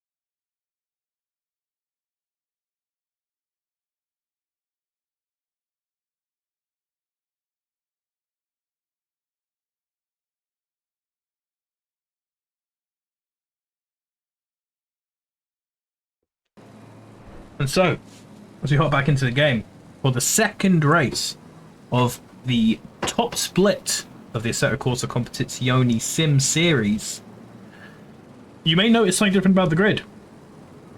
The Hondas have inherited the second row. Justin Clark, I don't know what has happened to him, but he has disappeared. I have less room on my desk, so I don't really have anywhere for my camera to go right now. Apologies for that noise. But as you can see, people getting those big brake usages on to try and swerve this. We're going to have our guys coming to the grid. Hopefully we don't get so much of a mixed start as possible. It looks like Ryan Ware might be the one who is really making this grid look a little bit odd by starting a little bit further back, and a huge start there by the Bentley. Absolute massive jumping up there. Sam Teague getting a good start as well, but the Porsche coming over and Sam Teague's going to tap the back of him and send him spinning. They managed to keep it together a little bit there, but there's a Bentley round further back, and then it looks like one of the Hondas, 3 people tapping on the side there. That was Nurburgring tapping with the Porsche behind these guys as these guys now coming through. Sam Teague losing it a little bit, going wide there. He's going to fall down a few places. Keeps it just to the side of the Ferrari. There's the incredibly colourful Merc. I love that livery coming up behind him. It's like a Beatles livery as Sam Teague gives a tap to the Ferrari and has sent both of them round. McLaren tapping him back around a little bit. Both of them are going to try and squeeze back on here. A little bit dangerous to come on so quickly in front of all of these people, but they both stay to their side of the track, which is nice. Bentley there going a little bit onto the grass there. That's terrifying. Don't want to be doing that too much. People trying to come through side by side into this corner. Hasn't gone too badly through that one. We've seen quite a good bit of chaos here as we hop randomly back into the grid. I'm trying to click on Shane Thomas, but every time I try and click on him, the damn broadcast all moves. But we're back here looking a little bit further for Shane, who sort of was looking a little bit aggro towards that Bentley there. We've got a bit of a fight ahead of him and behind them as the timing start to settle out. Took a little bit longer that time because so many people ended up dying. Oh, Bentley went there and so did Shane. Shane Thomas losing it. Behind him there's an Audi losing it as well. That's going to be awkward. Both are going to have to go. And there's a BMW losing it as well, crashing into the Audi. Everyone bidding it on this corner as we start. We've got a little bit of a graveyard there. Shane Thomas back and offers to not hit anyone. Getting a bit in the way of that Audi now. That was an entertaining one as we hop back to the front, and Ritter and Hughes unfortunately making out a huge exit. But there we have Pizzotti. Pizzotti, who has to take to the grass there to avoid the chicane. Ashley Bloomfield there right up his backside. So the first two, the same first two who we had last time, have absolutely shot out from everyone else. But Pizzotti and Bloomfield quite close there for third and fourth, and it seems they have the whole pack right behind them all. Oh, too hard on the brakes there. Both of them losing it. Locking up, and the Porsche actually tapping the wall. He went in so deep. So him and the Bentley of Ashley Bloomfield both falling back there a few positions. It looks like Nicholas Norberg and Victor Yanda in the Honda. Ryan Ware's fallen down to 10th. So he must have lost it somewhere later on after we'd stopped looking at them. We can see further back a few more people going real deep into there. That looks like Joseph in the Audi. You had a little bit of a tangle in with someone there. Got back and see more people through turn one, because just like in the last Formula 1 race that we had here, turn one is hilarious. Best turn on this track by far. Makes this track. Let's absolutely roll. So Pizzotti now not in third position, fallen behind a little bit from that setup. Ashley Bloomfield is caught up with these front two who are now fighting for the leader of the rest of our pack. Oh, is that Jack Winter? That is Jack Winter there, who's now going side by side with Bandera in the other Aston. Bandera was getting around the edge, but a little bit later on, it looks like even brakes that people are putting through there now when they used to be full on. But behind them, Ryan Ware now going side by side there with a Porsche. The Porsche of Rodrigo Iverson. a little bit wide as they're trying to stay together. Steve Hughes behind them. Steve Hughes as... Oh, Salguero just absolutely murdered someone. I think that was Maninka who just got murdered. So Steve Hughes has murdered himself, it seems, somehow, because he's now right back in the pack, whereas he was out in front, and Derrida is now out in front on his own to bring in the lead of this race. Big Yander in that... Oh, the word just immediately skipped my mind. But whatever, that Honda. The Honda, it's nice. It's got a nice livery. I'm also liking Pizzotti's livery. Lots of green coming around here on the field as they flank the British Racing green of Ashley Bloomfield in the Bentley. So we're getting around to the first turn as well. Nurburgring holding it quite well. Yamba coming in there as well. Pizzotti there absolutely messed it as well. People finding that turn one really hard. So Aston gets a little bit slowed there, and another Aston taps him right in the backside. We see a whole host of people. No one's missing this corner. That's not the line, lads. Where are you going? No one can make it here. Let's see if Paul Glover from Team Round goes Ronda with 1D, not Rontha with 2Ds. You see a Ferrari there off as well. That looks like Roundtree, who did so well last time.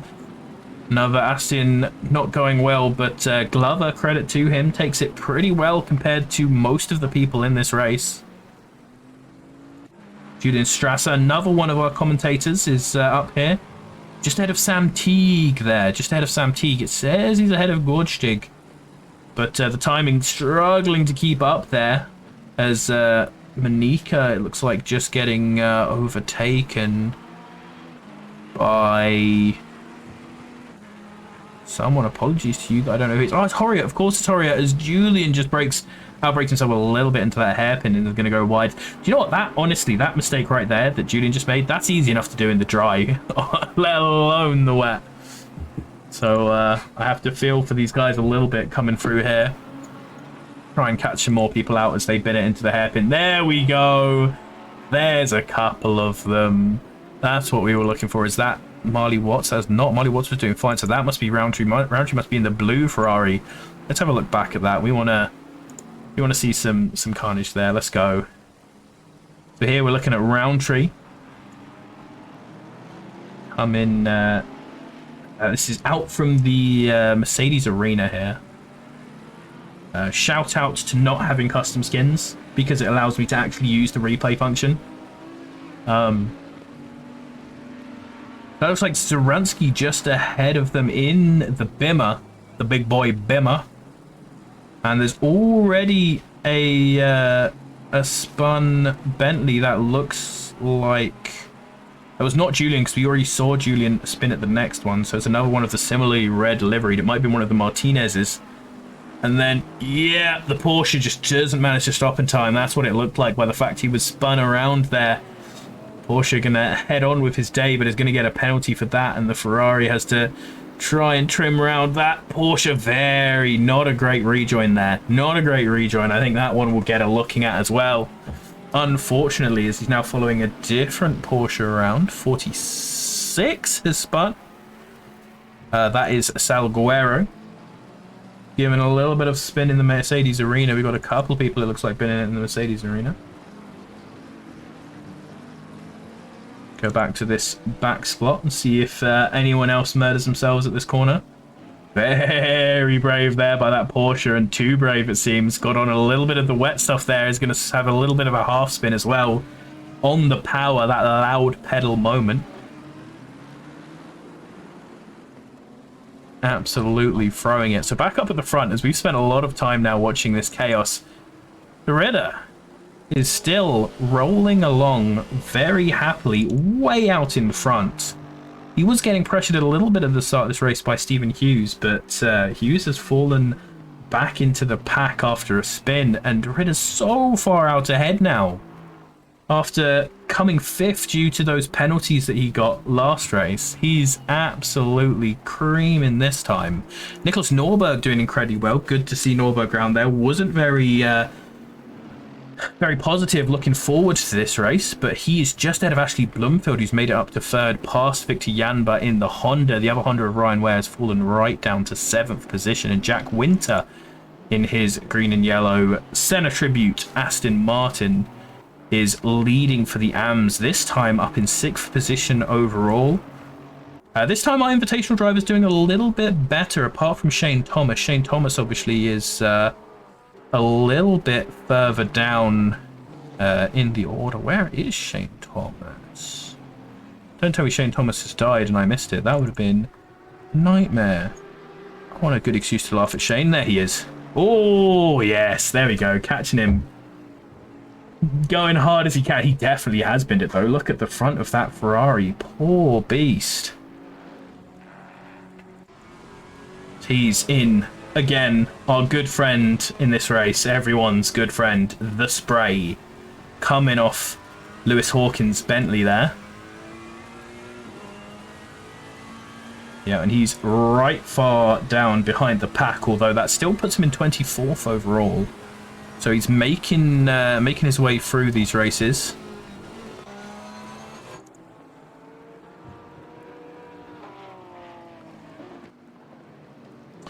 Pizzotti has done much better this time. He's actually...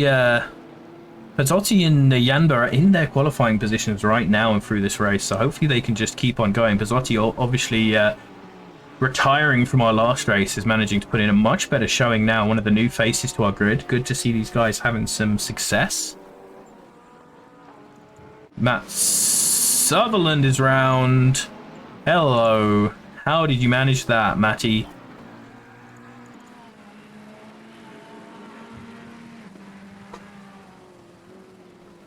So this is the right-hander just before the hairpin, and it just looks like a back wheel on the grass. Yeah, just a back wheel on the grass. Pulls himself round.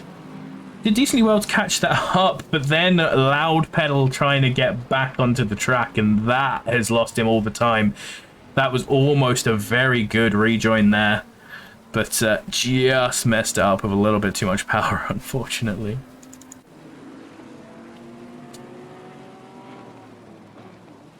So let's hop on board with Rodrigo Iverson as we are seeing a few more people pitting. Last race we saw a lot of people pitting very early, but this race it looks like people have been staying out a little bit longer. We go right down the back of our grid. You have a few people who pit, but very few, honestly. I am actually surprised at how few have pit. We are starting to get some of our front boys coming up on back markers, but that's not a back marker. That's Nicholas Norberg, and he spun going through one of the last corners of the... Oh, don't... That's... there's a Porsche there, mate. You can't drive there. Nicholas Norberg has spun coming through the Mercedes sector, and it's not even one of the places where I would expect to see a spin. Sam Teague there coming through. He's had to wait a long time to get safely rejoined there. That is a nightmare. Nicholas Norberg, who's doing so well, coming up there in 17th place. That is Benjamin Horriot now coming past him, which means that Nicholas Norberg has found himself in one mistake all the way down from 2nd position into 13th. Nightmare.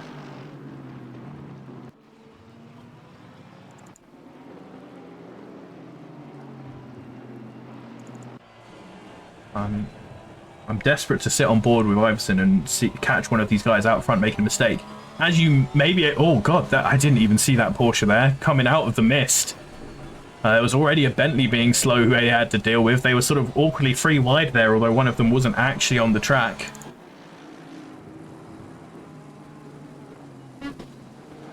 Oh, what is this? That's absolute murder.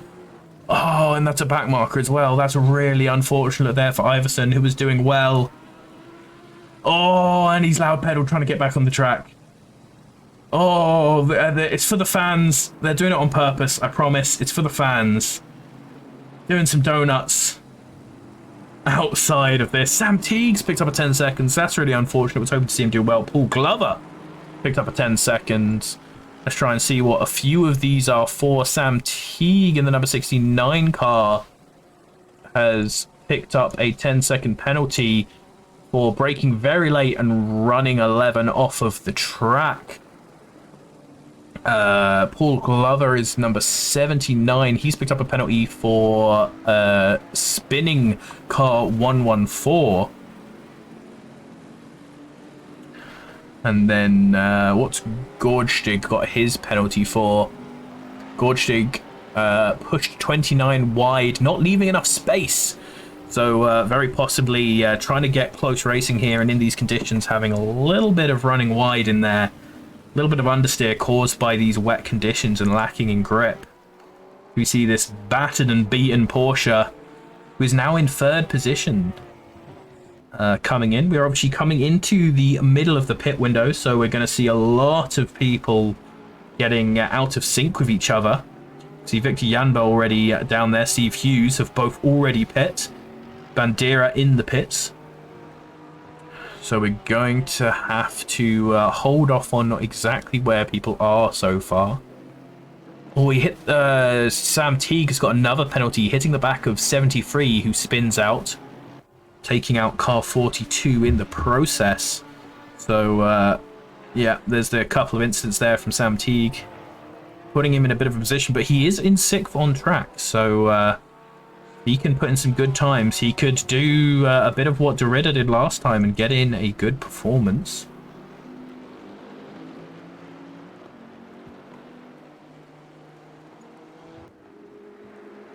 Arno. We have obviously the Arno fans in the chat, so let's check out where our man Arno is sitting. He's right down the back, unfortunately, but he has already pit, so that could mean that he's actually not so far down once some of the back markers have also pit. He has a 2:20 as his fastest lap, which amazingly isn't even that slow for the back half of this race. 2:12 flat by Menno Derrida is the fastest lap in this race. And considering that in the dry, the AMs were hitting the like 156s, I think, in qualifying, wasn't it, or something ridiculous? That just shows you how absolutely torrential this weather is for our drivers. But Derrida has had an absolute perfect race, it seems. Really just keeping it clean is a huge amount ahead of everyone else, just because he hasn't been making any of these mistakes and has been still setting decent lap times.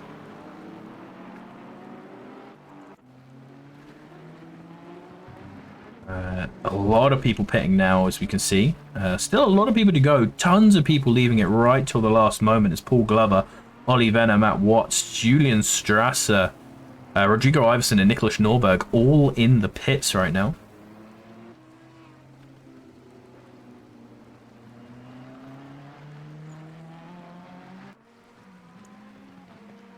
Let's have a look at Sam Teague. He's got a pretty car. Let's follow a car that looks nice. Fortunately, not in too much action right now. That is a back marker Mercedes that is just behind him.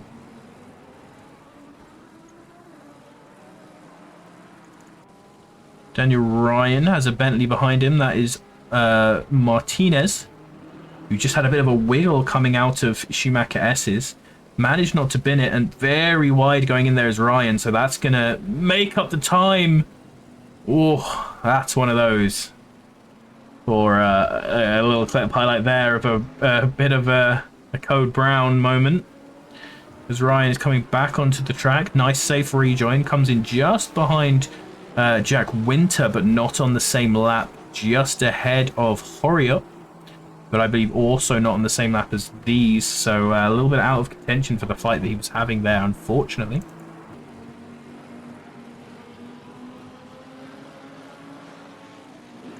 Julian Strasser, oh no. My friend. Not enough of a friend for me to not watch him absolutely bin it though, so let's see how Julian's gone and done it to himself. Is he just taking a lot of that curb? You are meant to take a lot of that curb. That one's fine. Oh, so it's just a pure loud pedal.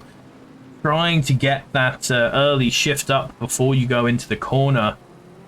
He's just managed to send himself around. Got to do a lot of waiting there. See, this is the sort of point where, you know, you would want to slam it into reverse. Although it is good of him not to do so. because it is very easy for you to try and slam into reverse and get out, and for someone else to go a bit wide and think, I'm going to go around the other side of them. Julian Strass has picked himself up a drive-through penalty, and no drive-throughs have been given out by our steward team, so that is either a pit lane speeding or penalty for cutting the track too much. Very dangerous thing to be doing here, so I would assume it is a speeding penalty, as I see two cars close on track. Daniel Oppenheisen in his incredibly colourful Mercedes, getting real loose on the exit curve there, but following Mika Maninka, chasing him down for 21st position. Really aggressive over the curbs as well. He's actually just lost sight of Maninka there, but he has been faster than Maninka throughout this race. He's been setting some really good laps. His last lap time was a 2:13.2, his best lap time so far, and that's a good lap time overall, right near the leaders at the front. So Mika Maninka dives into the pits. He will get that position for now, and he probably will pull in the overcut. But yeah, he was stuck up behind there a little bit. He's being really aggro to try and get the time on him.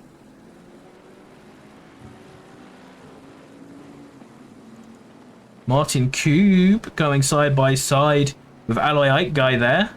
Fantastic racing considering the conditions. That was great. Look at that. That's a difficult place to go side by side at the best of times. Good shout out to these guys. If they can keep it clean, it's going to be fantastic. Both breaking in there. The Ferrari looking for a bit of a switchback there, but that's not quite enough road to do it. That was great. I want to watch that again. That was a banger. Let's give us a good shot back.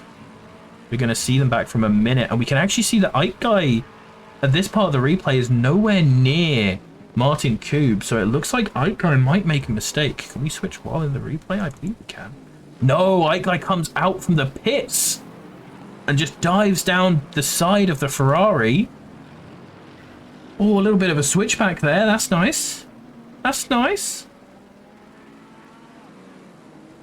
Follows him through into the middle section of the Mercedes arena.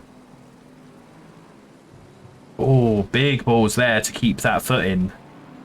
Big balls there. We've seen plenty of people spinning on that, so that was really nice of Ike guy staying up the side of Martin Kube there. Martin Kube gives it out, tries to go on a bit of the switchback, but as I said, no room given by the Lexus. Good positioning there. And so Ike guy doesn't successfully defend his position. He successfully takes a position, as we see Oppenheiser now is right on the back of Kube. So Oppenheiser hopefully trying to be more consistent than he managed to be with Maninka. And as I say that, oh, he actually made it. He made it. And then just too hard on the brakes. Brake too late because he was scared to brake on the grass for understandable reasons. You get no brake on there, and he definitely would have locked up and flown on. Unfortunate there. I need to check out who 100 is now. 100 is, unfortunately, Van Dan Dungeon. He is in that Mercedes. I think he's in the new Mercedes, which can be a bit of a handful on acceleration sometimes, but he has really not been liking the Mercedes-Benz arena, ironically, I guess. 76, where's car 76? That is Nicholas Norberg, and he is right in here. So that's Horiot, and is that Watts behind him? That is Marley Watts. So Marley Watts trying to get past Horiot, who's a back marker, and then chase on for Nicholas Norberg, getting out the way nicely there. This is the fight for 11th position. These two much higher before. Ashley Bloomfield coming out of the pits now. So is that behind Ryan Ware? That is Ryan Ware getting the jump on him in the pit phase. And that puts the Hondas from 2nd and 4th on the grid this time out. 4th and 5th in qualifying, up to 2nd and 3rd. So an absolutely fantastic showing from the Hondas that we don't normally get to see up that far. These two really putting in a good show of it. Oh! That's not what you want to see. What we're going to do now, we're going to do some replays of that, because that was terrifying. So, we got the nice chase here. Ashley Bloomfield following up the Honda of Ryan Ware. in the spray. Can't see much. Coming through the last corner, and then there. Oh my god, it's a Honda. Holy. And you can see there, he saw the Honda moving, and that is the danger of moving when you're in these sort of situations. That's not a camera angle game. Thank you. But Victor smartly slammed on the brakes so that Ashley could see that he was stopped and get around him.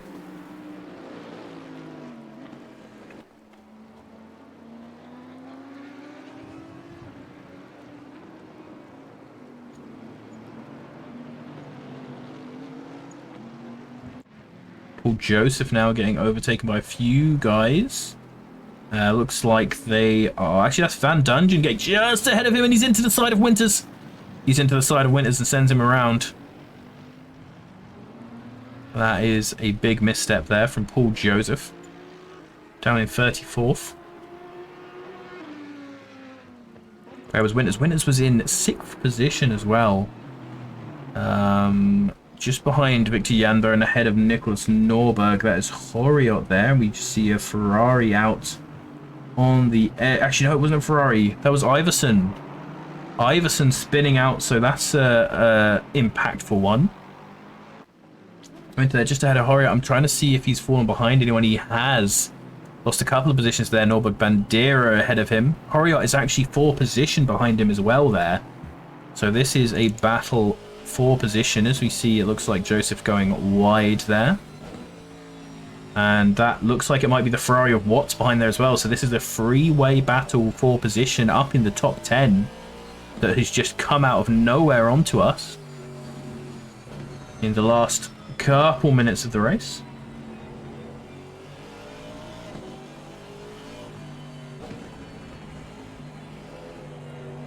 I think it's not even worth mentioning every car we see off at the side now, as Horiot is going to get the run because there was a bit of a mistake there from Jack Winter, and that's going to put him under pressure from Watts as well. Watts looking to go around the outside into the chicane. That's a ballsy one, and Jack Winter comes along a little too much there and sends them both off. It looks like perhaps just coming over a little bit too much, but perhaps he actually lost his... Oh, that was close from Watts, almost taking out Ike Guy. Perhaps losing it a little bit on brake. I think at this point, if I was one of the marshals at this race, I would have put my green flag away, because I'm clearly not going to be using it very much. Car 42 is off, car 13 is off. Ike Guy going a little bit wide there, but actually it's okay to go wide there. Oh, bit of a wiggle there from Winter. Ike Guy is now ahead of Watts coming into the Mercedes arena.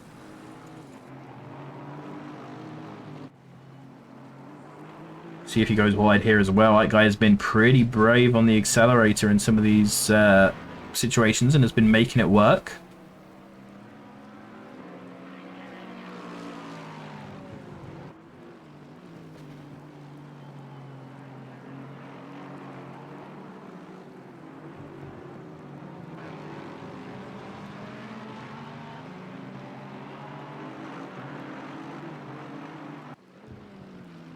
So, Menno de Ridder, still with 2 minutes left to go, far out in the lead of this race.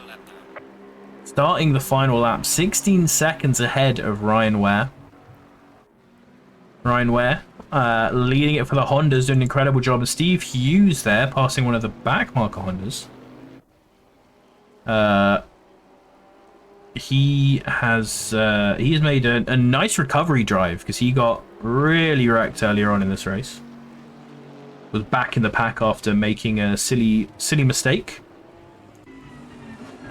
But he has managed to climb up as well ahead of Victor Janber, who is in 4th position. Victor Janber, another one of the Hondas, doing incredible work here. Actually, Blumfield hasn't quite been able to keep up overall. But is in 5th position still. Nicholas Norberg down in 6th. Benjamin Horiot in 7th. Ike Guy in 8th. And then Watts just behind him in 9th. We should be able to see him just over the wing there, even being a little bit aggro there, going down into Start finish straight. They still have 1 lap to go, of course.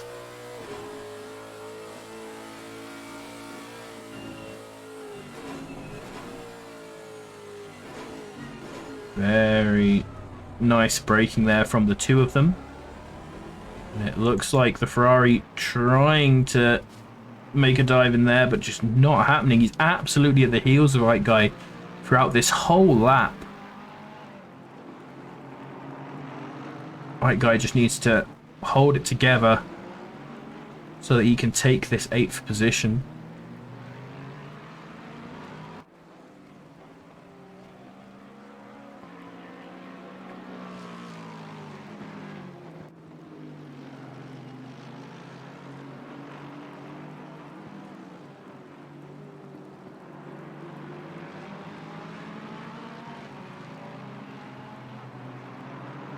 Rodrigo Iverson looks like it's spun again. Unfortunate for him. He was doing pretty well this race, but has had a couple of incidents near the end of this race that has just thrown him down the order. And there it is. Derrida having a bit of a celebratory spin on the last lap. Ryan Ware then about to come around. Steve Hughes just behind him. Victor Janber just behind them. Ashley Bloomfield. And then it's down to Nicholas Norberg, who's quite a far away ahead from this pack. These top 5 have been doing incredibly well. And then we have Ike, Guy, and Watts, who are the next battle on track. Trying to bring it to the end, coming up to this last chicane, but it looks like Watts has lost a lot of the momentum that he had on the Lexus. The Lexus making sure to put it in where it counts just before the last real overtaking spot, and the Ferrari goes real late into there, really trying to run it in. Going for the outside around the last corner. That is ballsy, but not going to happen. Nice braking lunge, but doesn't quite manage it. Looks like there was maybe a little bit of a tap there, but nothing too major. And these guys come across the line.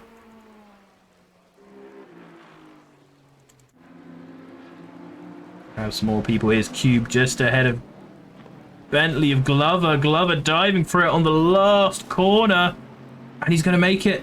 Fantastic move there from Paul Glover. Pulls himself up to 14th place for the end of it. Getting a bit of a flash there from the Ferrari. Nice move.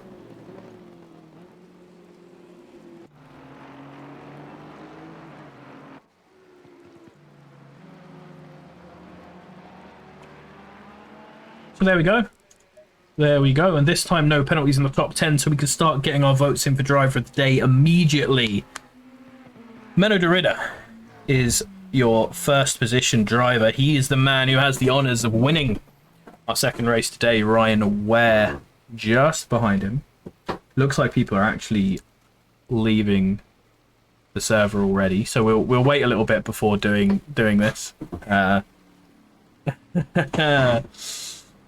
Because it's going to shake up our order a bit. There we go. There we go. Menno Derrida's first. Ryan Ware second. Steve Hughes third. Victor Janber in 4th position. Ashley Bloomfield in 5th. Nicholas Norberg 6th. Benjamin Horiot 7th. Aloy Ikeguy 8th. Marley Watts in 9th. And Carlos Bandera in 10th position. So put P and then the number of the position that your driver finished, whoever you think should be voted for driver of the day.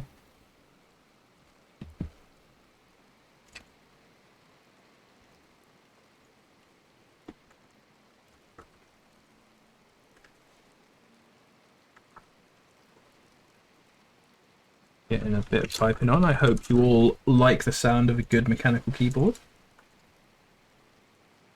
Top 3 AMs for today were Marley Watts. Fantastic race for him, winning. Bandera, Carlos Bandera. And then Jack Winter.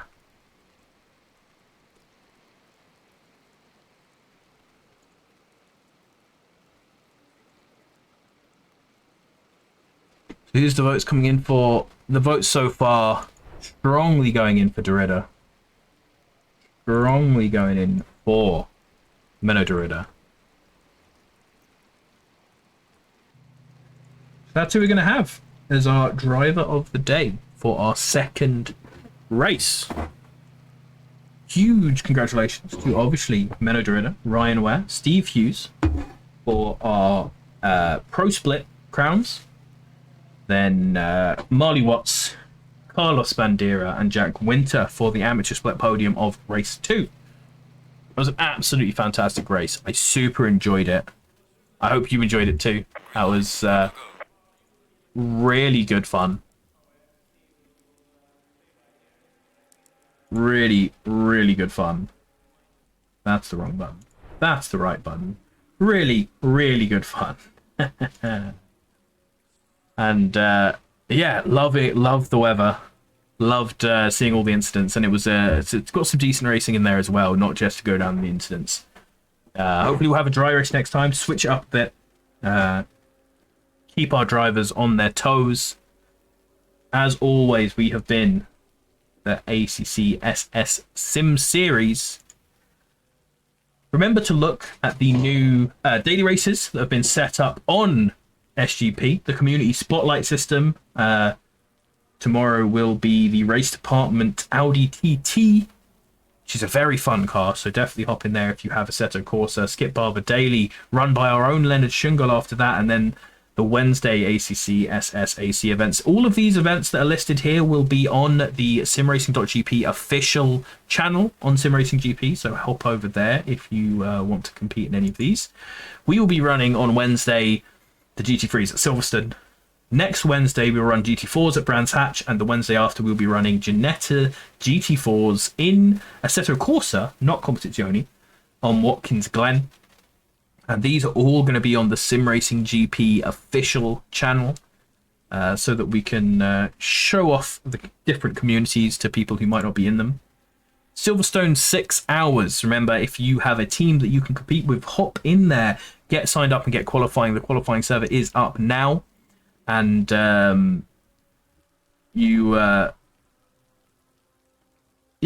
get into the Discord, get signed up there.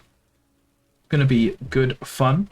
I lost my train of thought there because my camera was lagging. My camera's doing a bit of a DT. We have had the first of our British Touring Car Cup. Super fun, great, proper touring car racing. So hop in there if you want to join our next round, which will be on the 9th of next month. That will be on Tuesday, and it's an absolutely fantastic little event. Hoping to get as many people joined in there over the next few months. And before we start our next championship, the Classic Mini Coopers will be our next regular race, which will be this Tuesday. So that's just coming up. Cadwell Park, Brands Hatch, Indy, and Goodwood. Fantastic little cars, fantastic little tracks, really fun, good racing. We've already got quite a few people up for this. If a lot of people turn up and like it, this could be the look of our next championship, perhaps. Skip Barber Daily, as I mentioned, ran by Leonard Schungel. Head over there, give them a shout out. Head over to New World Racing if you want to run on American times. And if you want to run on our times, if any of this looks exciting to you, head to !sign up in the Twitch chat. Once again, thank you all very much for watching. And Friday, Saturday, Sunday we are streaming, so hit us up next Friday for the next round of our championship splits with Dan Terry and Paul Glover. Thank you very much. Goodbye.